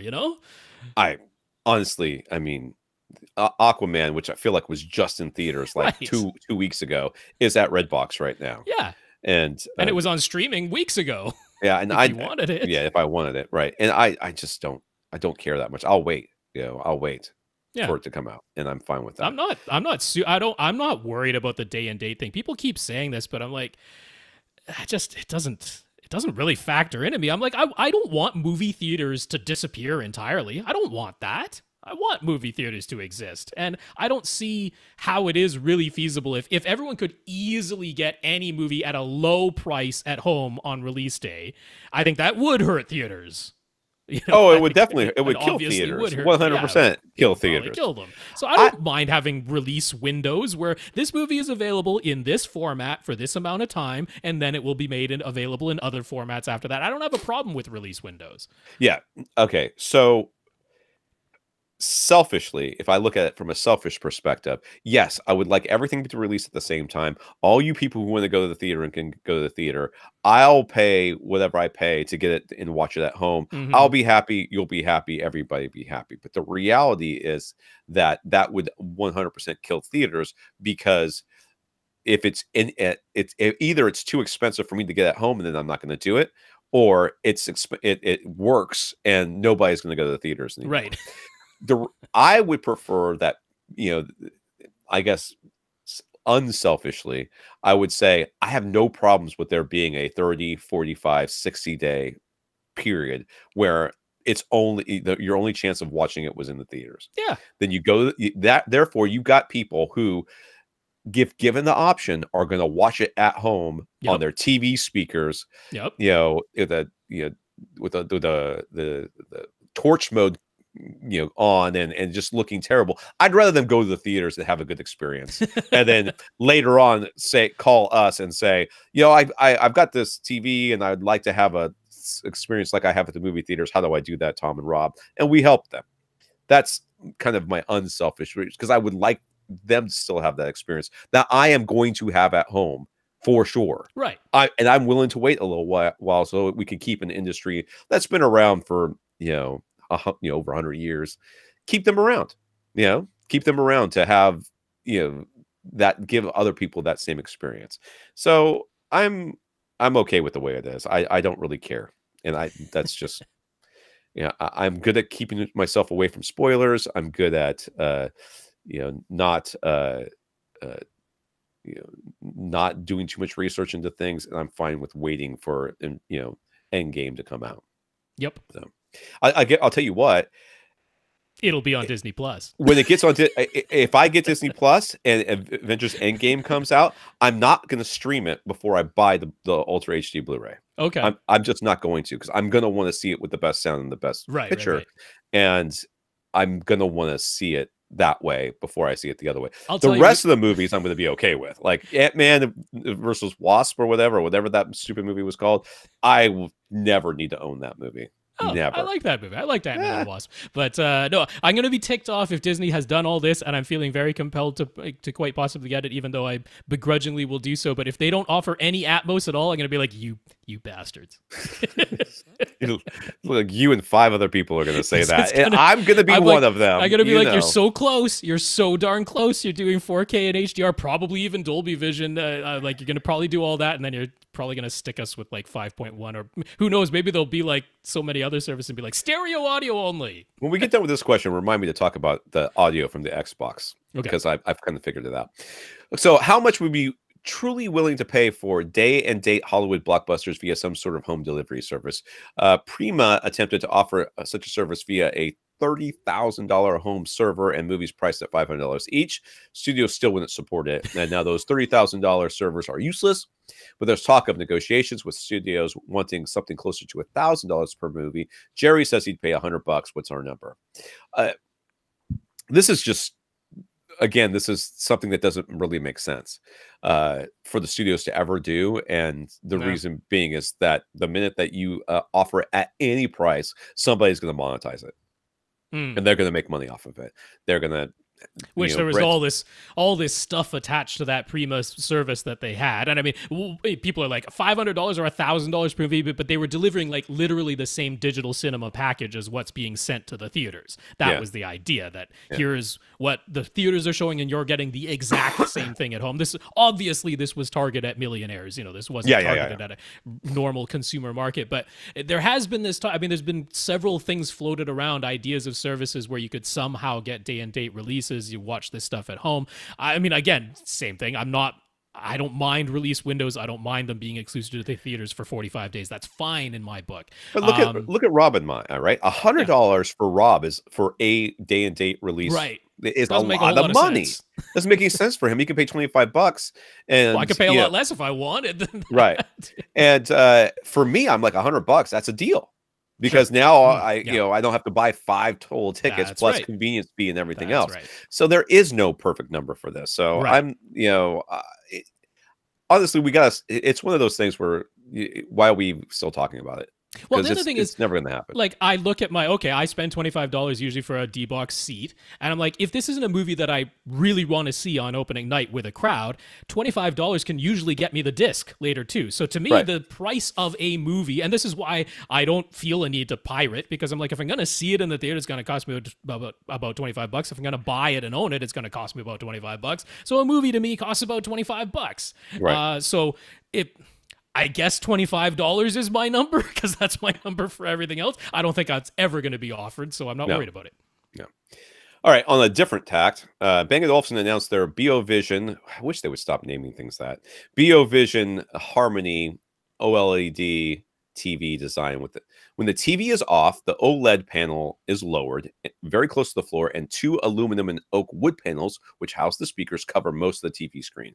Okay, when you turn it on, the OLED panel rises, and the 2 panels swing downward. like the wings of a butterfly opening is how it's described, Yes. to reveal the TV screen and position the speaker panels below it. It's their take on camouflaging the TV when it's not in use. What do we think? I think it's dumb. I am not a fan of this thing at all. I'm like, they clearly got to look at LG's rollable OLED and they're like, well, we can't do that. So we have a big black rectangle and we're going to, I mean, these panels don't even hide the whole screen. Oh, I know. When it's closed, I'm like, what is that? How is that an attractive thing? This is now a useless TV with these like couple of wooden slats in front of part of it. I don't get this at all. This is bizarre to me.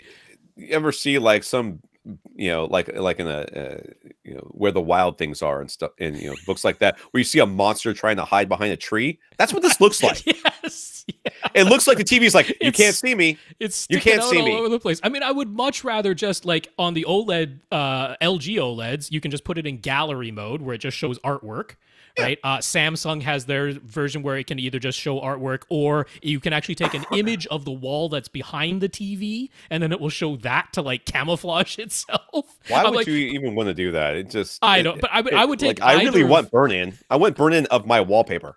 I would take either of those things over this. I mean, this is purely about, it's motorized and isn't it neat to see this thing move around and that. But honestly, the closed form factor is highly unattractive to me, and so can you use the speakers in that form factor, or is it just off? I don't because know. if you use the speakers are now. I don't know where the tweeters would be on these things, but they've got to be where, because they go from like. Yeah, they'd be at the tops of the closed panels versus the outsides of the open panels, which I'm sure is where they are. Yeah, I mean, is this going to be significantly less expensive than LG's rollable OLED? Because I don't think it is. No, this is coming from Bang & Olufsen. So I'm like, the rollable OLED wins. If you want a TV that hides, then the rollable OLED wins. It's just whatever. Xbox Audio, what's going on with that? Oh, okay. So Netflix says Atmos no matter what, it seems. And Atmos, it works the way it used to work. Whereas, as far as I can tell, side surrounds come out the back. Oh, dear. Yeah. I think so. So when the content itself is 5.1, which most of Netflix is, right, then so you're not getting sounds out of the overhead speakers, even though your AV receiver says Atmos on the front panel, because as far as unless the Atmos, unless it's getting an actual Atmos signal, and then it works. Right. Yeah. If you get it, because there's only a handful of things on Netflix that are actual Atmos. Now, most of the other content, be it Hulu or YouTube or whatever, it's saying 7.1 channel in. Okay. And that seems to be working correctly. Okay. So I'm getting 5 points, with the side surrounds. So I'm not 100% sure about the Netflix and Atmos thing, because I haven't been watching a lot of that, but I know my side surrounds when I'm watching Amazon Prime, because I've been watching The Expanse, which, boy, lip sync is like all over the place. Like I figured if you start and stop it a couple of times, you can get it pretty close, but never exactly right on, which is hilarious when there's a fight scene, because like the punches are just a little bit off and you're like, oh, she's not even close to that dude, because the sound doesn't match up. But I'm definitely getting side surrounds out of the side surrounds and nothing out of the surround backs. Okay. So with that, so seems like we're getting closer. I don't know that they're matrixing anything overhead.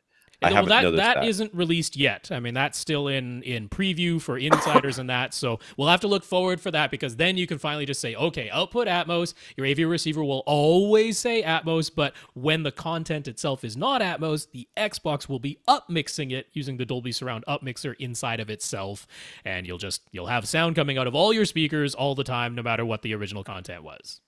We'll look forward to just in time for them to come out with a new Xbox and screw it up again. All right.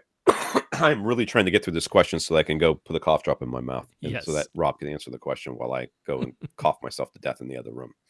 Greg currently has a 7.2 set up in his family room, and he would like to expand to Atmos, but unlike positioning his 7's floor speakers, he only gets one shot at cutting holes in the ceiling. He played around a lot with the placement of his 7 speakers before getting them where he thinks they sound best, so he's concerned that he might not like the results right away when he adds his 4 overhead speakers. Dude, that might be the case even if you do play around with them, because this is Atmos we're talking about. But whatevs. Hype!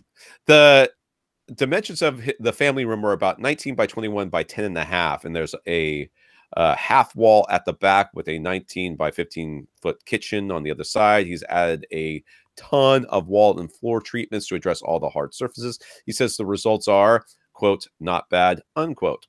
But he still thinks there's room for improvement on the acoustics front. It probably is, and you're never going to get a good enough. It's an open room, essentially. Yeah, you got a half wall back there, but the sound waves don't go, oh, half wall, I better stop here. No, they go right through that opening. How am I going to get over this wall? He's got a 65-inch Samsung QLED for casual viewing, a 120-inch screen that rolls down in front of the flat panel for movie time. He's running a pair of 18-inch Velodyne subs. His 7 speakers are all Martin Logan electrostatic ATF, advanced tin film.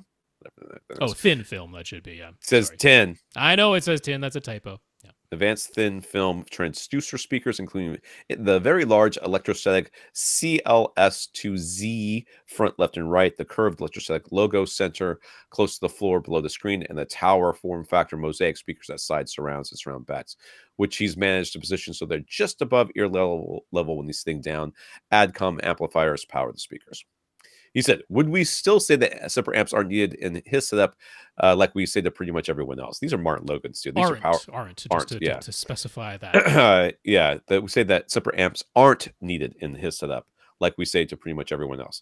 Martin Logan's tend to be pretty power hungry. So also, those CLS2Zs in their specifications warn that they dip down to 2.3 ohms, and even mention specifically that they do so at a very high frequency, which is unusual. Usually the low impedance part of a speaker's impedance graph tends to be in lower frequencies, but they specifically mention, because they know this could be a problem for amplifiers, that it's a really low impedance at a very high frequency. You would never want to attach these to a Class D amplifier. That would really struggle to drive these. And yeah, you're in a large space with difficult to drive electrostatic speakers. You are a person who needs external amplifiers, and you have them. Those ADCOMs that he has are tremendously beefy and up to the task. So you could probably make the case that the surrounds and surrounds backs, depending on how far away they are from your couch, might not need them. Maybe. And those aren't actually electrostats. Those are a different design from Martin Logan, using these advanced thin film transducers, so kind of a planar type of transducer that they use there. I mean, really, so your main speakers, probably no matter how close you were sitting to them, you'd probably want to have external amplification because of how hard they are to drive, how difficult of a load they present to an amplifier. Yeah. But with most other speakers, no matter how hard they are to drive, or how power hungry they are, getting them close enough means that they don't require a lot of power to get loud, which means you could probably not have external amplification, generally speaking. But in your case, certainly for your front 3 speakers, I would have suggested amplification, and depending on where your surrounds are, I may have suggested it or may not have.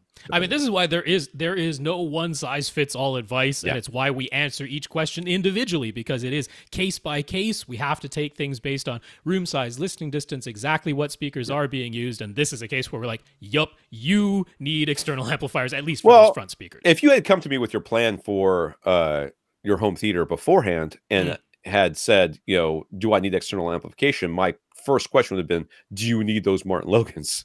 Because the Martin Logans do need external amplification. If you don't need the Martin Logans, then you don't need external amplification. You can save a lot of money. But if you came to us going, I'm using JTR speakers that, put out 105 decibels with 1 watt. Right. And I'm going to be 15 feet away from them, but still, the different case entirely. Yeah. Right. So it was recommended to him to use Martin Logan Helios 20 or Helios 22 in-ceiling speaker model for his 4 overhead speakers. The Helios 10 or Helios 12, I understand what's going on here, is more traditional looking in-ceiling speaker with a single tweeter in the middle of a woofer, but the Helios 20 has 2 tweeters. It can be run as a stereo signal being played by a single speaker, but it can also be run as a mono speaker with 2 tweeters being used to create a wider dispersion. So what do we think of that advice and this somewhat unusual design choice? All right, so I wonder, so he said he played a lot with setup before he was happy, and that's why he's worried about these overhead speakers. Yes. Okay, I'm wondering how much of that playing was with those front 2 speakers, the left and rights, and how much of it was with all the rest of the speakers that aren't quite as electrostatic. Well, it seems like quite a bit of it. Sorry, we're having audio dropouts here again. Okay. Are you hearing me, Tom? I did hear. I heard you up until that last little bit. You said audio dropouts, and then you dropped out, which is ironic. Yep, that's going on. It seems like he did do some playing around with the surrounds and the surround backs because he, fiddled with getting their height exactly where he was.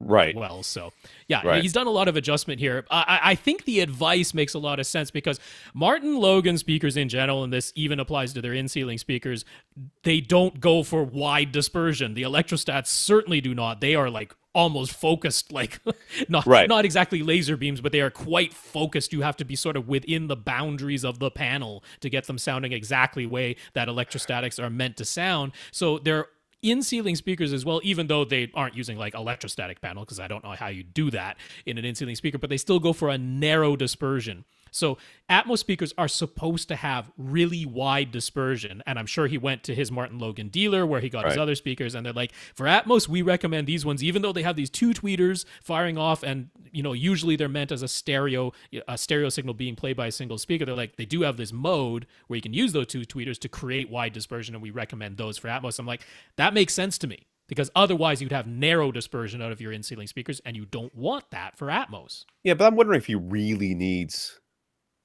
to have Martin Logan speakers on his ceiling. I mean, I know he probably wants them, but because everything else is Martin Logan in this house, and that would be fine. But if you're running external amplification anyways, and I don't know what he's using for a pre-pro or a receiver, but the ceilings are only 10.5 feet tall. It's not like a humongous room, and Atmos speakers are supposed to be diffused. They have a pretty wide range of where you put them as far as location in front or behind you, or they have some wiggle room there. Placement for me, I think, is less of an issue with Atmos speakers because they're not supposed to be pinpoint accurate. You're going for a more wide dispersion. So do you need to have Martin? I'm going to go right back to, you need to spend all this money for Martin Logan speakers. I mean, if you really want to, I think Rob's right. Going with the wider dispersion speaker makes sense because we need as wide a dispersion as we can, because they're supposed to be firing straight down and you're supposed to be sitting off axis to them, and you want there to be not a weird sound, because off-axis response of these speakers are not as good as you would expect for an in-ceiling speaker. I'm in agreement with all of that. I mean, I would say if you're just like, yeah, they're going to be Martin Logans, that's what I'm getting, I go, well, I do advice you got was correct. I think this is the right way to go, as opposed to the ones that'll have much more narrow dispersion. So yeah, either it's you give up on the idea that they're all going to be matching Martin Logan and you go with something else, or this is the right way to go if it is Martin Logan. Right. And going with something else I would think would be fine. I mean, these are Atmos speakers. There's lots of options out there that you could go with, I think would be okay. So he's read Dolby's white paper on Atmos speaker placement. First of all, some of the information has changed or been adjusted from year to year. So is it safe to assume that precise Atmos speaker placement is not set in stone and there's actually some wiggle room? Well, if you've read it, then there's wiggle room, because it's from like 30, what is it, like 30 degrees to 30 to 55. 50? Yep. Yeah. 30 to 55 elevation angles. So you've got some wiggle room there. There is some wiggle room, absolutely, within those ranges that Dolby themselves specify. That pretty much answers that one, because the next one on is his real question. Yeah. So he could mostly follow Dolby's current guidelines of putting top front and top rear speakers at 45-degree elevation angles and between 0.5 and 0.7 of the widths of his room apart, and more or less the same distance apart as his front, left, and right speakers. But the top left top rear speaker can't quite be at that exact location due to an obstruction on the ceiling. So how far can you stray from the guidelines before it becomes an audible problem? I mean, are you going to stray outside of 55 degrees or 30 degrees? Because that's where I would start worrying about it. Exactly. You're probably going to be there. Can you still be within the ranges offered by Dolby? It seems, I'm trying to imagine a scenario where well, I would just make the rear ones match. So if they're at 40 degrees, then have them 40 degrees on both sides. If they're at 50 degrees, have them 50 degrees on both sides. I really don't think, other than that, I would worry much about it.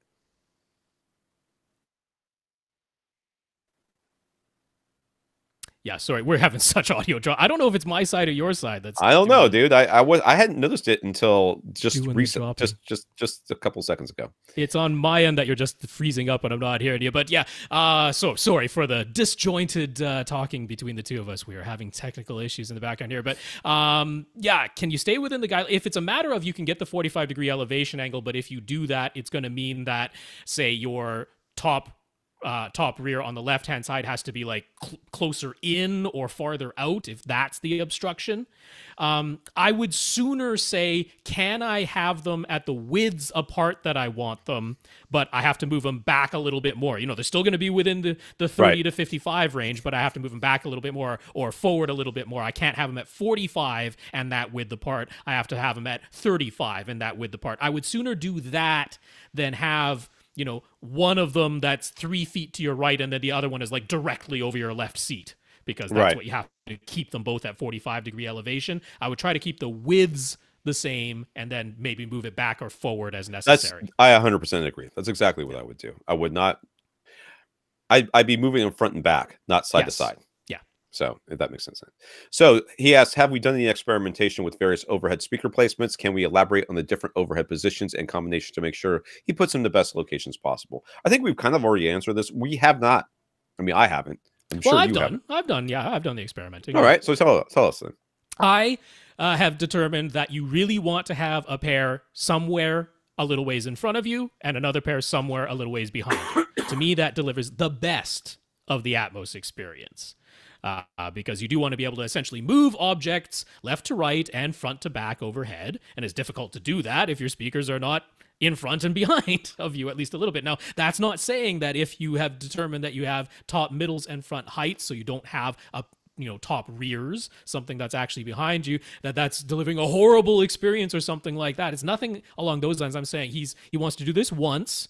I'm saying the optimal positioning that I have found is essentially what Dolby recommends: top fronts and top rears. That's what I would go for if at all possible. Right. So yes, can we talk some more about why we don't think Atmos speakers should be angled so that they are aimed more directly at the listening position? Why are we okay with being so far off axis? I mean, why are you okay with your center speaker being in the center? Okay. I mean, the center speaker is meant to be in the center and it's meant to be pointed at you because that's how they mix for the center speaker. Okay. Atmos speakers are supposed to be, where the different positions they're supposed to be at, they're supposed to be pointed straight down, and you're supposed to be sitting, if they're not overheads, even if they are overheads, you're still off axis to them because you'll be to the left or right side of them. That's the way that they're mixed for. That's the way that they are designed to work. So then when Dolby set up Atmos, this was the whole idea. It's unreasonable to assume that people are going to be able to angle their overhead speakers at their faces. That's just not a reasonable expectation for people to be able to do. In-ceiling speakers fire straight down. That's just the way that they are. So therefore, Dolby and DTS, when they mix for these things, they are mixing with that in mind. And overhead speakers generally have very wide dispersion because they're meant to be overhead, they're meant to be firing straight down, and people are meant to be off axis for them. Yeah, so Dolby themselves have even said as well that if you do buy in-ceiling or on-ceiling speakers that have narrow dispersion, that they are okay with you somewhat, so that you are within the dispersion window of the speaker that you're using. This is why they want you to use really wide dispersion speakers and then just have them fire straight down, but you're still going to be within the window of the dispersion because they have such wide dispersion if you use the type of speakers that they recommend. They're like, we realize not everyone is going to do that, or they already have something installed and they don't want to replace them. And if those have narrower dispersion, then yes, aim them towards the listening area so that you're within the window of the dispersion. So it's not really any different from surround speakers. Sure. You want to be within the window of dispersion of the speaker. If that requires you to do some aiming because they have narrow dispersion, then so be it. Dolby's in agreement with that. So we're just going along with what Dolby says. That's the advice that we're passing along. Right. So he's using Ecornis stressless recliners for his seating. One of the reasons he likes them is because they're very open, and even with the headrest and position, it's easy to get clear line of sight from the surround back speakers to your ears without the chair itself obstructing the sound. Why don't we talk more about this factor more often? He's had different seating, and it made a huge difference. I'm going to emphasize that word, when the seats aren't so large and don't block so much sound. So shouldn't that be a higher priority worth mentioning on a regular basis? Okay, I looked up the seating. They're like $1,500 to $2,000 a seat. Yes, they are. They are very pricey. So, and if you were to look them up, you would go, I've seen this before. You know, they kind of look like the Herman Miller type chairs. You know, they have like, you know, whatever. And they're my my mother-in-law had one that was very similar to this. It was a recliner. It's a very comfortable, recliner. And sometimes they have like separate ottoman thingies that go with it, and sometimes they recline. They're super pricey. And he has been experimenting with this. I take umbrage, or I want to say that I'm not 100% sure that a huge difference is made by having chairs that are, obstructing a little bit, your ears from hearing what's going on behind you or to the side of you. There's only so much your ears can hear. I mean, what else is obstructing what's happening behind you is your actual earlobe. It's in the way. So there's a little bit of that going on as well. So we have talked about it before on this podcast, but the reality is people usually have a very limited number of seating options. And most of us are looking for something that we can afford and that we have available to us. So we can't always be so choosy as to say, oh, you absolutely need to have a chair where it's unobstructed. I mean, we've seen this before in audiophile rooms where they'll have these massive speakers, glass walls on every side, and no room treatments except for a clever little clock in the back of the room. And it's a wooden, purgatorial looking chair that they're supposed to be sitting on so that the sound can come at them unobstructed. Sometimes even just a stool with no back, because that would be too much. And I'm sorry, I'm going to sit and watch a movie for 2 hours. I am not picking the chair based on whether or not my ears are unencumbered to the speakers. I'm picking on whether or not my butt is going to be able to sit in it for 2.5 hours while I'm trying to watch Aquaman. And why is Aquaman 2.5 hours? I have no idea why that movie should be 2.5 hours. What it is, but I have to sit there for 2+ hours. I want to be comfortable, and that's why I'm buying the chair. I'm not buying it for audio. Sorry. I mean, I am in full agreement of having a clear line of sight. And we have definitely mentioned that on a regular basis, saying that we want you to have a clear line of sight. If that requires a little bit of finagling with the positioning of your speakers because you bought ones with a high back or a wide back or something like that, then that's sort of the way that we've addressed that, is this idea that we want a clear line of sight. I'm not in disagreement that, if really tip-top audio is a huge priority to you and you have the budget to do it, that yes, give consideration to the seating that you're in as well.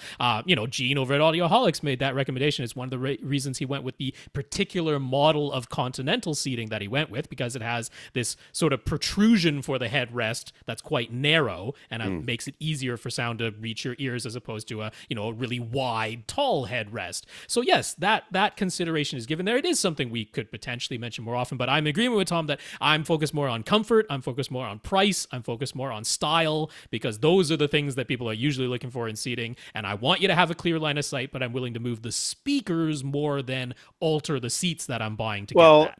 I mean, most home theater seating is going to cost you around $500 a chair.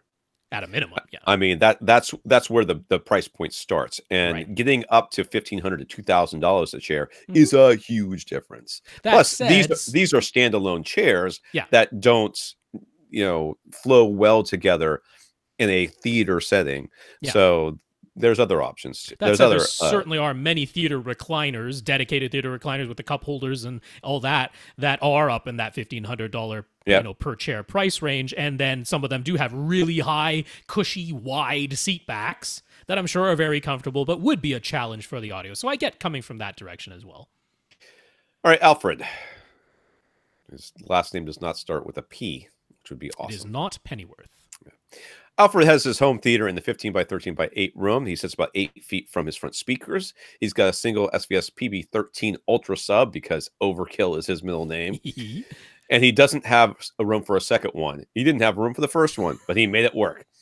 He only really cares about his seat, so it seems to be fine as far as the bass goes. His surrounds and surround backs. Why on God's green earth does he have surround backs? Anyways, his surround and surround backs are RSL CG4. His front speakers are Polk LSI series, all powered by an Outlaw 7125, just 7 channels by 125 watts per channel. He likes to listen loud, and he's loved his bedroom system for the 12 years he's had it. But does find his front speakers to be a bit fatiguing. He would upgrade to SVS Ultra Series speakers for his front 3 be worthwhile. He'd like even better imaging and clarity if he can get it, but mostly about being able to keep the volume high without getting fatiguing. What do we think? Excuse me. I think that there's literally no speaker in the world that can't get loud in this room at this distance. So with this amplification, so loud is not your issue. Clarity is your issue, and distortion is your issue. Yep. I believe that going loud with these Polks, God help me for getting slammed by all the Polk lovers out there. The tweeter is probably distorting. It may even be the mid-range distorting. I mean, the LSI is also an interesting design because those use that ring radiator tweeter, which is really beamy.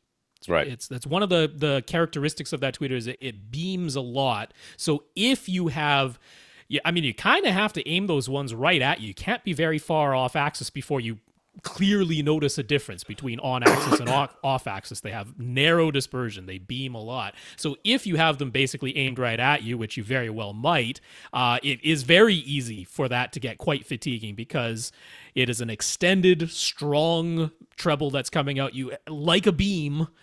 And it is not super surprising to me that you've experienced some fatigue with those speakers. They sound very vivid. They have very strong detail if you're in that narrow dispersion range. Yeah, but, I've enjoyed ring raiders. I've only seen one. I've only had one speaker on my test bench, if you want to say it that way, that had a ring raider, and I thought it was fine. I enjoyed it. I don't listen to extreme volumes though for long periods of time. Would the Ultra Series speakers be worthwhile? I mean, they'd be different. They'd be different. They'd definitely be different. I would worry less about. I mean. It's when you say I like to listen at very loud volumes, you're like, oh, and I'm getting fatigue. Well, you're gonna very loud volumes is fatiguing. I mean, it's just there's that as well. Yeah, there's that to consider. I don't know how much I can blame on the speaker and how much I can blame on the volume. On just being loud a lot. Yeah, there's that to consider. So will that be the case? I mean,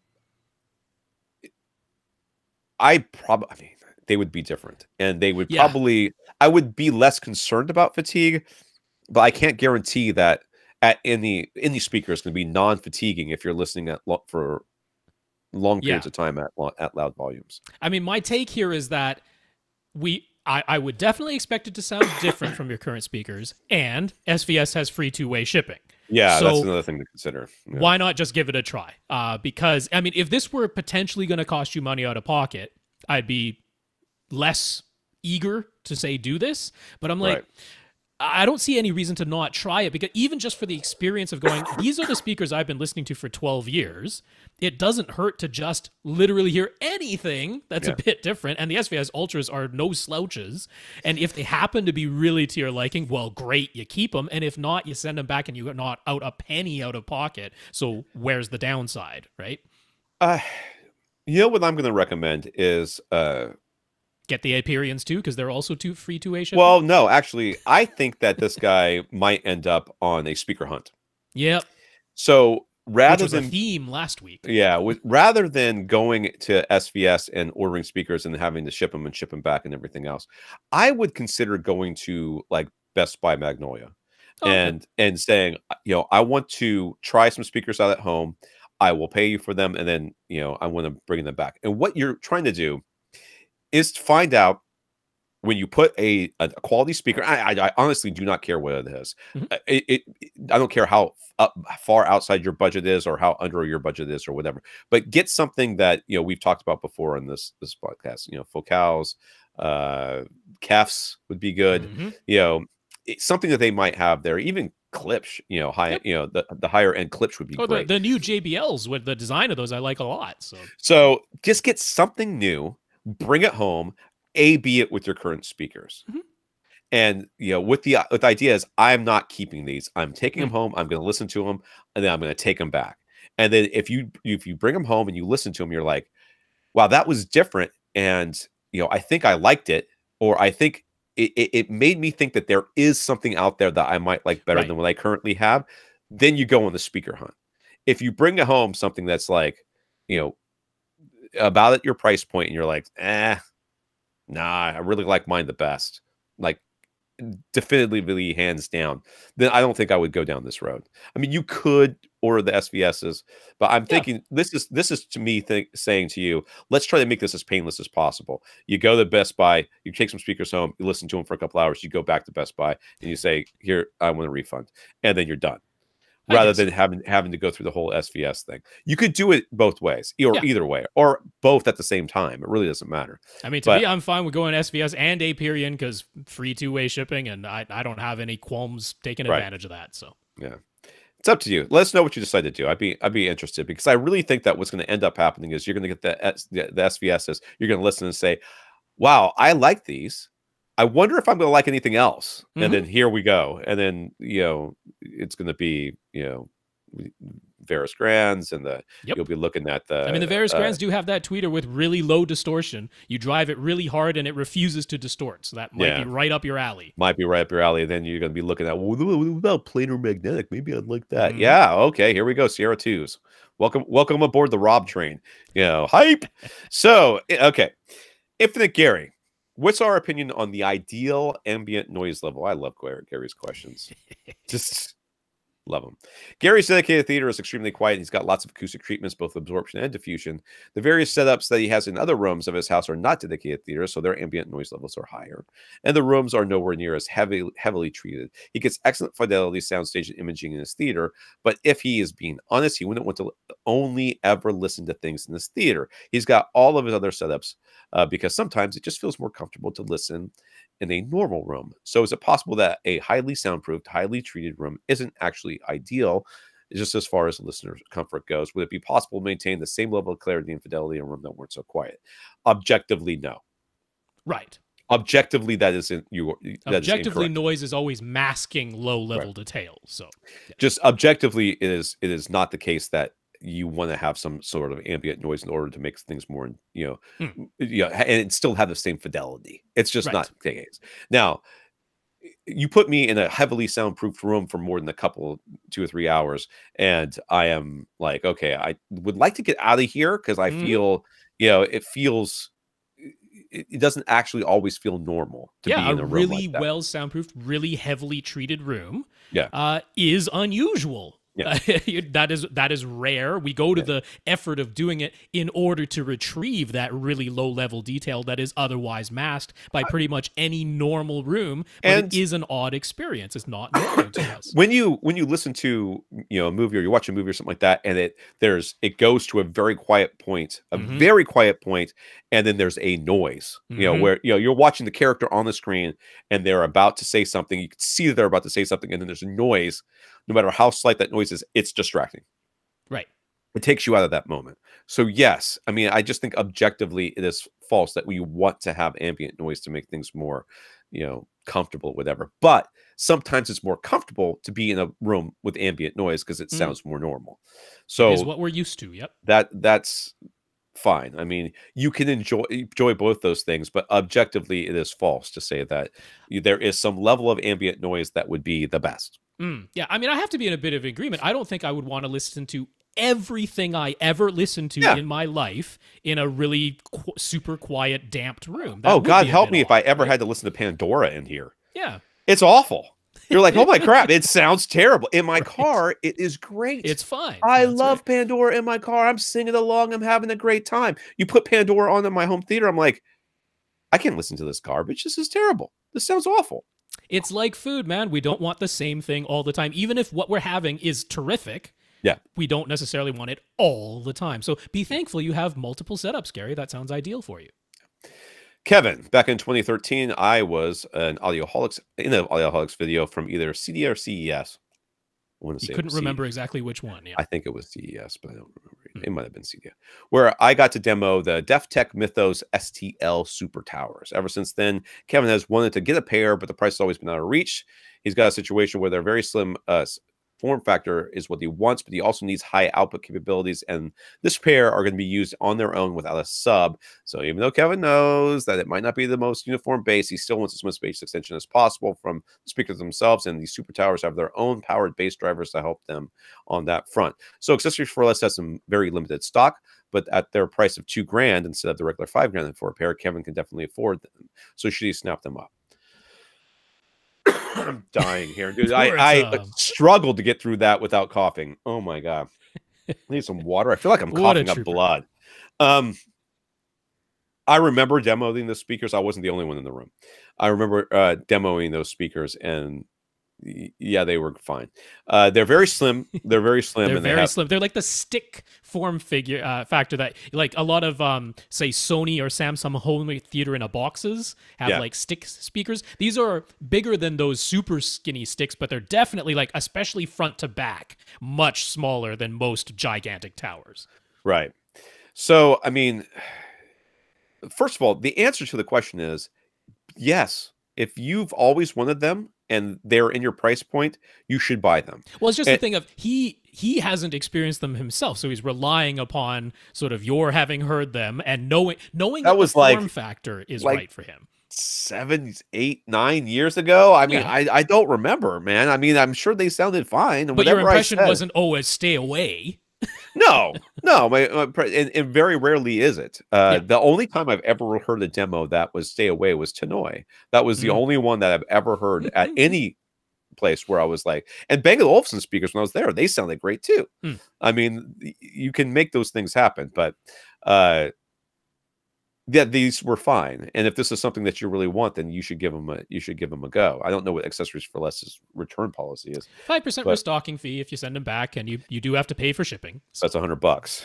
$100 plus shipping. It is not free, but I mean, the thing is, so the question obviously is there an alternative that's like cheaper and better for sure, or something like that? And honestly, I don't know of one. I can't think of anything off the top of my head. I mean, a Golden Year would have exactly the other company I would be looking at, but they're going to be more expensive than these. Not at the normal $5,000 a pair price. That wouldn't be the case, but at this discounted $2,000 for the pair price. If you went Golden Year, they have nice, slim, narrow towers that can play very loud and can extend deep without a subwoofer.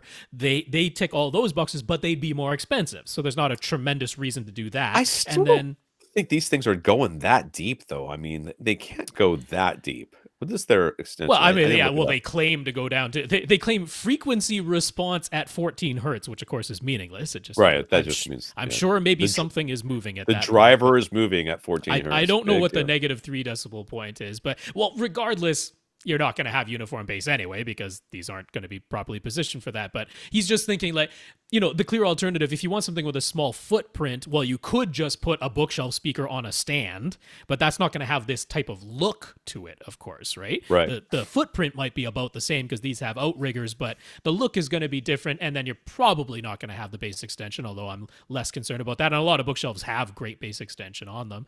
But I mean, my too long didn't read answer to this is, I think this is a fine choice. I don't have a reason to tell you, do not get these.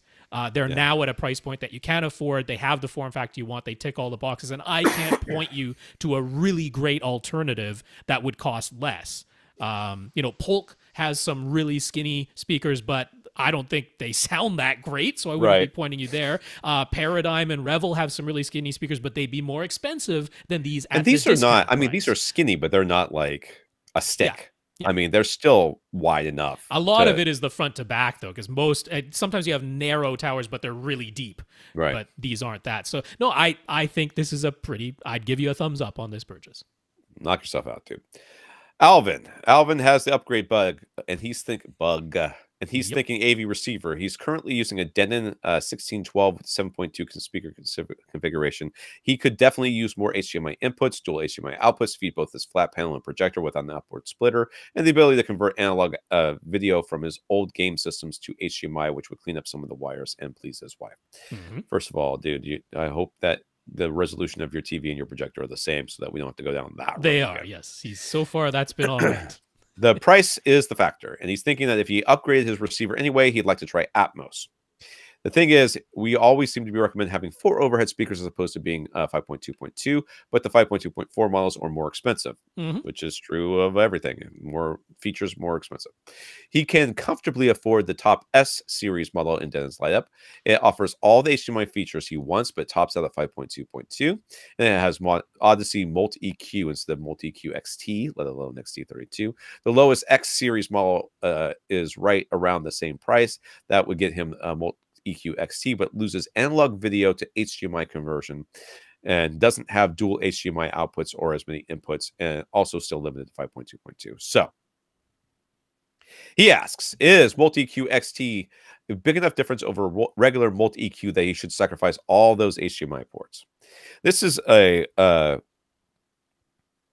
question that is a different answer for you than it is for me. And for me, XT32 or XT over Multi-EQ was what I was looking for. Like that was the definitive feature that I was looking for. And I did not look at any other receivers that did not have Multi-EQ XT. I wasn't interested.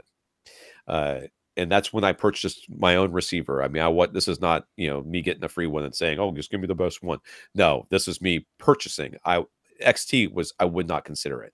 Now, you have other considerations, and your considerations are analog to digital conversion for your sources, so that you can get some wires out of there, and having enough HDMI inputs. Yes. Those are more important to you than the level of Odyssey that you get. And frankly, I got no problems with that.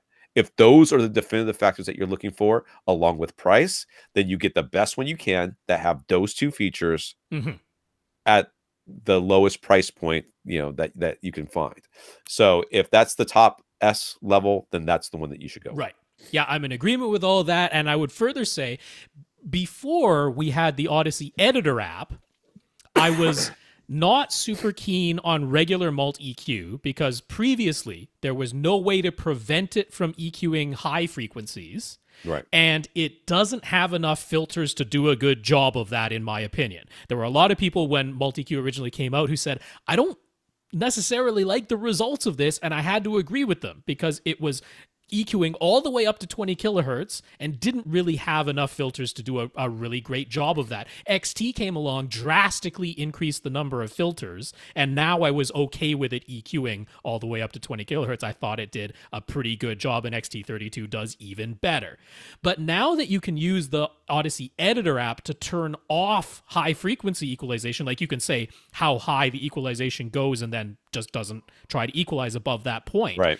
Now it's a case where you can go in there, turn that off, and at least you're not doing damage to your sound. You might not be improving it because you're not equalizing it all, but you're not doing damage to your sound, which prior I was like, you could actually make this worse by using Multi-EQ. That's my opinion of it, but I was sort of coming at that way. So I'm definitely agreeing, like, you got to get the HDMI features. That's the whole reason you're even considering this HDMI, this AV receiver upgrade. And since Multi-EQ doesn't have to be applied in a way that might do damage to your sound, I'm much more okay with it.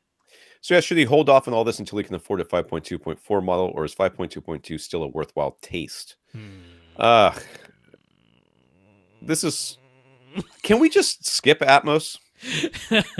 Can we just not do Atmos? Because I honestly think even if you just stick with 7.2, that is Atmos. It doesn't have overheads, but you get objects in the floor layer if they happen to be mixed that way.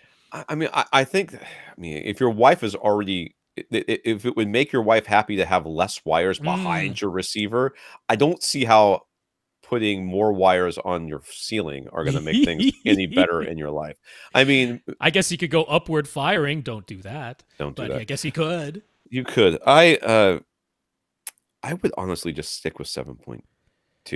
Yeah, it's a big price difference because the ones he's looking at are right around $300. Yeah. And then to go to 5.2.4. Now, I mean, you could get 5.2.4 by jumping over to Onkyo and going with their 787, and you can get one of those for right around $500. Still clearly more expensive, but not an astronomical difference. I mean, the least expensive 5.2.4 in Denon and Marantz's lineups are about $750 from accessories for less. So that's a big price. I mean, it's more than double the price of what you're looking at, which would definitely mean you're saving up if what you have to spend right now is about $300. I mean, the thing is, if you get, say, the S930 or S940, right, which has all the HDMI features you want, but is limited to 5.2.2, I mean, you could try it because it's there. You can also just keep 7.2 as you have, which is what we would recommend. I mean, it is kind of a taste, as in I've never had any speakers above me before. Does it do anything up there? I guess I'm okay with that. I mean, if you're going to do Atmos, I want you to have 4 overheads. I haven't changed that advice. But it's like you can get everything you want at the price you want. We're not really worried about Atmos. Just stick to 7.2. But since you can, go ahead and give it a try. And then you go, oh, okay, I tried it. Right. There. Yeah. I would just skip it. I'll be honest with you. I would just not, bliss, I would not even worry about it. 7.2 is just fine. I would skip it. I would not. And your receiver will still say Atmos even when you do that, so you can feel good about that. All right, Damien. Damien's got a pair of SVS SB12 and SD subwoofers. His room is not a dedicated theater and isn't acoustically treated. But it's small and enclosed. So we talked him off the ledge a while back when he was worried that maybe his subwoofers don't have enough output. We said to focus on positioning, calibrating his dual subs, and to that end, he got a calibrated U-Mic 1 from Cross Spectrum Labs. Go Herb, hype! And downloaded RobyQ Wizard on our advice. When he started listening to bass sweeps, he could hear an obvious dip around 45 hertz. He measured the response of his 2 subs playing together as main listening position and got the following graph. This graph looks like a V-neck shirt. Yep. At 45 hertz, it goes down about a billion dB? Is it 50? No, 20? I mean, that looks like a partially smoothed graph, so it probably dips even more than what the thing is showing. It's going from 90 hertz down to 60 hertz. 60 not hertz, 60 dB. 90 dB down to 65 dB. That's the highest point at 30 at hertz. At best, that's what's going on. At 30 hertz, it's at 90 dB. At 45 hertz, it's at almost 65 dB. Yeah, that's a slight swing in volume. We would call that a minor difference. It's practically a notch. He could hear it. He's like, he played a sweep, and he's like, yeah, there's something missing at 45 hertz, and the measurements agree. Yeah, so that seemed to confirm what he heard. It didn't seem to. It flat out did. There's that seam about it. It also eased his fears about his sealed subwoofers not having enough extension because they extended down to past 20. Yeah, I mean, they look like they're minus 4 dB at 20 versus the average. Yeah. Which you're doing just fine. So moving his subs to different locations would require wireless kits. So without physically moving his 2 subs at all, he measured them individually and discovered that they were not actually level matched. So he did that. And then he tried flipping the polarity on just one of them, measured together from his main listening position again, and got the following. Now, this graph still has a dip at 45, but there is. It went from having 90 dB at 30 hertz and 65 dB at 45 to 90 dB at 30 hertz, and now 82, about 82, I would say, at 45. So the difference is significant just in moving the sub. I'm just sorry, not flipping the polarity switch and level matching. And having them properly level match. Yes, we went from a difference of about 30 decibels to a difference of about 8. That is significant and definitely audible. So it's not a ruler flat line, but it looks considerably better, right? If that's a question, the answer is clearly yes. It looks better. It looks much better, yes. So much better. So would altering the placement of his 2 subs offer further improvements? He'll need wireless kits if he moves a sub. So which kits would we recommend? The answer is probably yes. Yeah, I would say almost definitely yes, depending on where your options are to move them to. But generally speaking, yes. If you can move your subs to better placements, meaning mirrored locations across the room from each other, then yes, you should get better results than this. Yeah, but the thing is, he's only been measuring at his main listening position right now, so we don't know. I mean, he might have done measurements at other seating locations as well. Right. We don't know. He sent these graphs from his main listening position, so it's tricky because we're not just looking for linearity. Right. We're looking for uniformity. So let's back it up here. Let's pretend that this is a graph that looks exactly the same at all of his seats. It's not the case. Okay. It's not the case.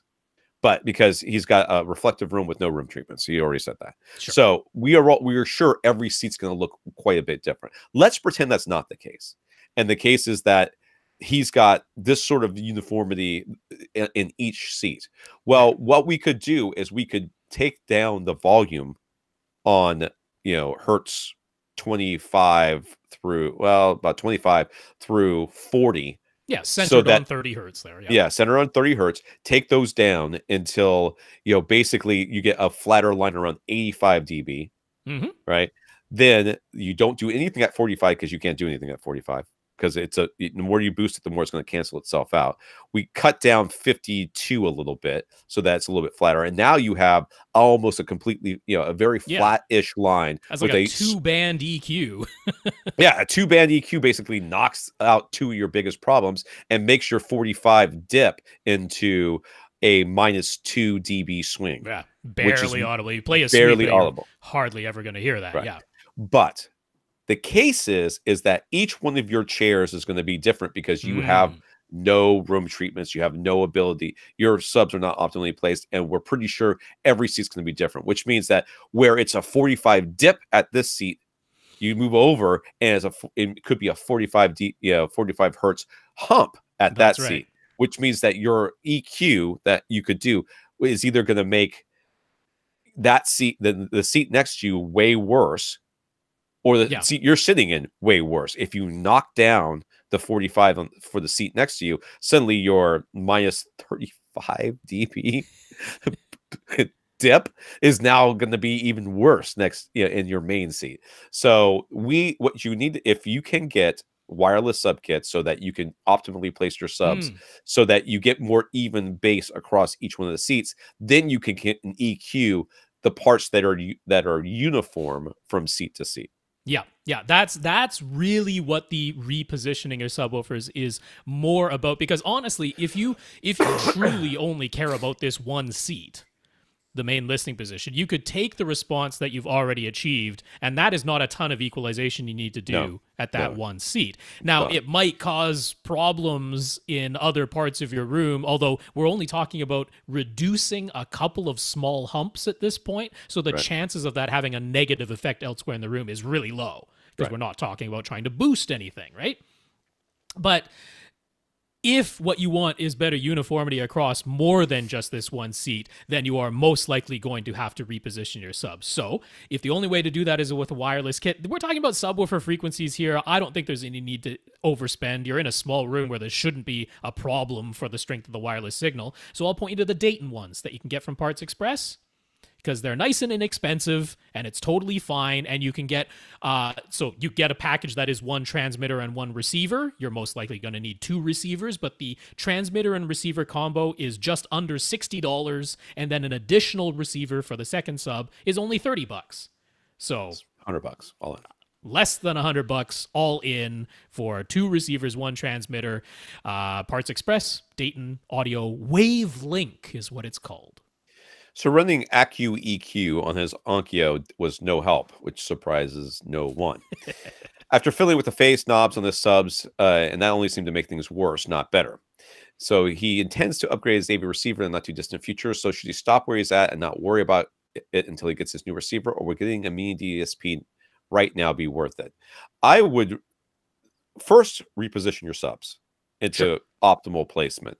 I don't think that Accu EQ is going to do much, especially if you're taking multiple measurements, which I don't know if that thing does that. Does that even do that? I think the 646 is old enough that it's still the original version of Accu EQ that only took one measurement position, so it's not going to do much. And if it sees this big dip at 45, all it's going to do is pump more energy into 45, and it's not.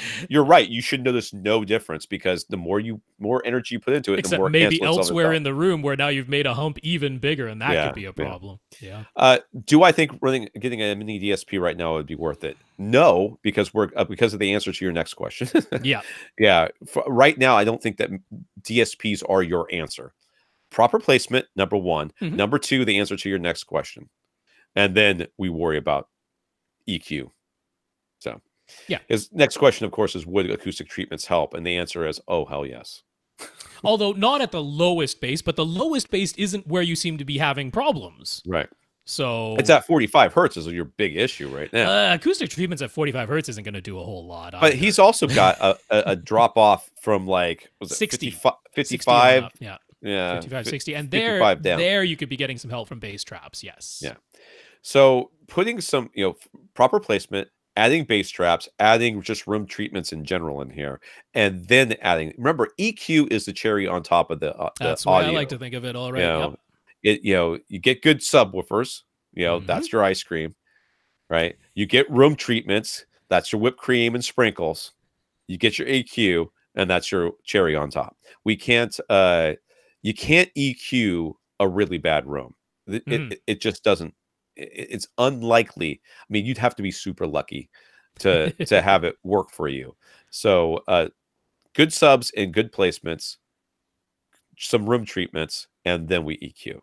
So agreed. Yeah. So I wouldn't be telling you to get a mini DSP right now. Not that it's ever a super bad thing to have in your tool bag, but given that you're probably going to get a new AV receiver in the not too distant future that very well might have all the equalization you need without a mini DSP, and focus on those other things first. And yeah, no need to go spending $100 that you might not end up needing at all in the not too distant future. He asks, is it better to adjust the gain knobs on the subs or the trim level in the AV receiver? Technically it should be 6 of one, half dozen of another.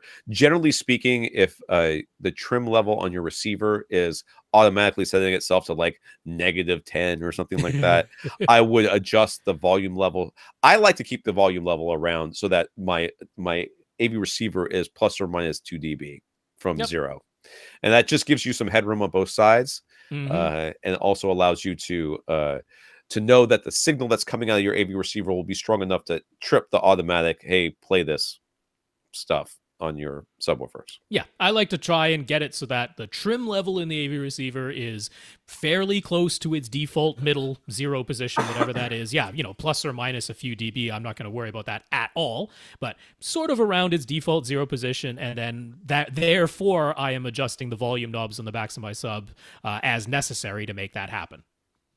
All right, last question. Robert would like to make his own demo disc. He wants to be able to select individual scenes from Blu-rays and Ultra HD Blu-ray discs that he owns and edit those scenes together into his own custom demo disc while retaining full audio and video quality formats. Can we recommend any software that allow him to do this?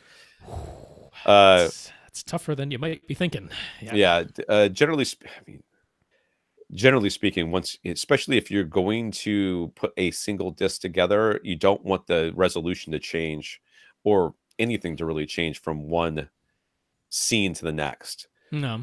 That can cause all sorts of issues with your, right. If it's switching between HDR10 and then Dolby Vision and then no HDR at all. Yeah. You want it to all be mastered basically at the same level so that you're not, you can't say, oh, this is my Master Commander, scene from my DVD. And then I've got a Blu-ray scene from, I guess you could do separate discs, right? You can say, here's my 1080p SDR disc, here's my 4K HDR10 disc, here's my 4K Dolby Vision disc. Sure, that would work. That would work, but doing it, yeah. So okay. So first of all, these are, I'm assuming, retail movie discs, which we must say you are never supposed to break the encryption on in any way. So that's legally covered like that. There's a program called Make MKV. I'm sure you've heard of that. That is your easiest way to have some kind of file on a hard drive that came off of the disc. Now, can you directly edit that MKV file? Quite possibly. I'm not certain. So the easy answer is if you end up using a piece of video editing software that doesn't work directly with the MKV file that was created by Make MKV, you can put that MKV file into Handbrake and you can still end up with a standard MPEG-4, AVC H.264 or H.265 file that will still have the full quality and the full audio formats retained within it. So Make MKV and Handbrake can, in some combination, get you to a file that you will then be able to edit. So what kind of editing software do you need that can still retain all of the 4K and the HDR and the lossless audio? It's possible that some other softwares do this. I am not certain that they do. So the one that I know for sure can do what you want to do is Avid. Avid's Media Composer can definitely retain Atmos. It can definitely do DTS:X, and it can definitely do 4K in HDR formats. As far as I know, it's not cheap. Avid is professional software. There are different levels of Media Composer. You have to be sure that you get one that can use all the plugins for Atmos and DTSX and all the rest of it. Right. So I'm not super familiar with all of that. I can't tell you off the top of my head exactly which version you need and how much it'll cost. I just know that Avid Media Composer can do what you are wanting to do, but expect to pay a pretty good price on it. Wasn't there, doesn't AVS Forum, and I hate to send people there, don't they have like a group that does this, that puts together demo discs and then allows you to download it? And I mean, I know there are definitely people who have put together demo discs. Yeah. So, yeah, which I'm sure are people who have access to professional video software, which is why they can do this. Like, I don't know if Adobe Premiere Pro can do it. It can do the 4K HDR video stuff. The part I'm not certain about is the audio side of things. I don't know if Premiere Pro does Atmos and DTSX, whereas I know Avid does. So that's why I'm saying that. Yeah, this could be more than you were bargaining for, Robert. I think it might be, because if you were just thinking, oh, I can just get a MP4 file and chop it up and put it together, and there's my disc. I'm like, it's not. Yeah, quite it's not like simple. GarageBand. It's not like just grabbing scenes and putting them together. It doesn't quite work that way. No, it's not that simple when you're dealing with these immersive audio formats and that. So yeah, I didn't think of the AVS thing, so I don't have a thread to point you to right here on the podcast. I can see if I can quickly Google that or something, or you can Google it yourself once you're over at AVS Forum. But, usually with those things, you end up having to download a huge file and then burn it to a Blu-ray or Ultra HD Blu-ray or whatever. And even that's not easy. I mean, that process is enough that people pay other people. I'm guessing this is more than Robert was really bargaining for. Yeah. But go head on over to avid.com and have a look at their various Media Composer options, and you can usually find like online THX demo discs and you know DTS demo discs and stuff. I mean, the other thing is it would be cheaper and easier to put together a Plex media server where, granted, you aren't just immediately going from scene to scene that you want. But the interesting thing is, if you're playing, like, let's say you're using an NVIDIA Shield to play it back, with your voice, you can tell it to go to the exact time that you want in anything that you're playing back in Plex. I'm like, if you just have a list where you can literally just read in your voice into the little NVIDIA Shield microphone, go to this time, that might be a whole lot easier than trying to edit together your own physical disc. All right. Well, good luck with that, Robert. Let us know what you do. All right. That's it. That's all of our questions. And we went long because Rob tricked me. I started early and I forgot I started early. And now it's 2 hours and 15 minutes into this bad boy. I stayed silent, and that was my trick. And also I blame Google for so many dropouts where I was just like, is Tom still talking? I have no idea. All right. So if you want your question answered on this podcast, just give us an email at question@avrant.com. If you want to support the podcast, you can become a Patreon at patreon.com/AVRant podcast, or go to www.avrant.com and click on the Buy Us a Cup of Coffee link. Anything else, Rob? I believe that is everything. All right. For AV Rant, I'm Tom Andry. And I'm Rob H. Now go out and listen to something. I will try to cough less next time.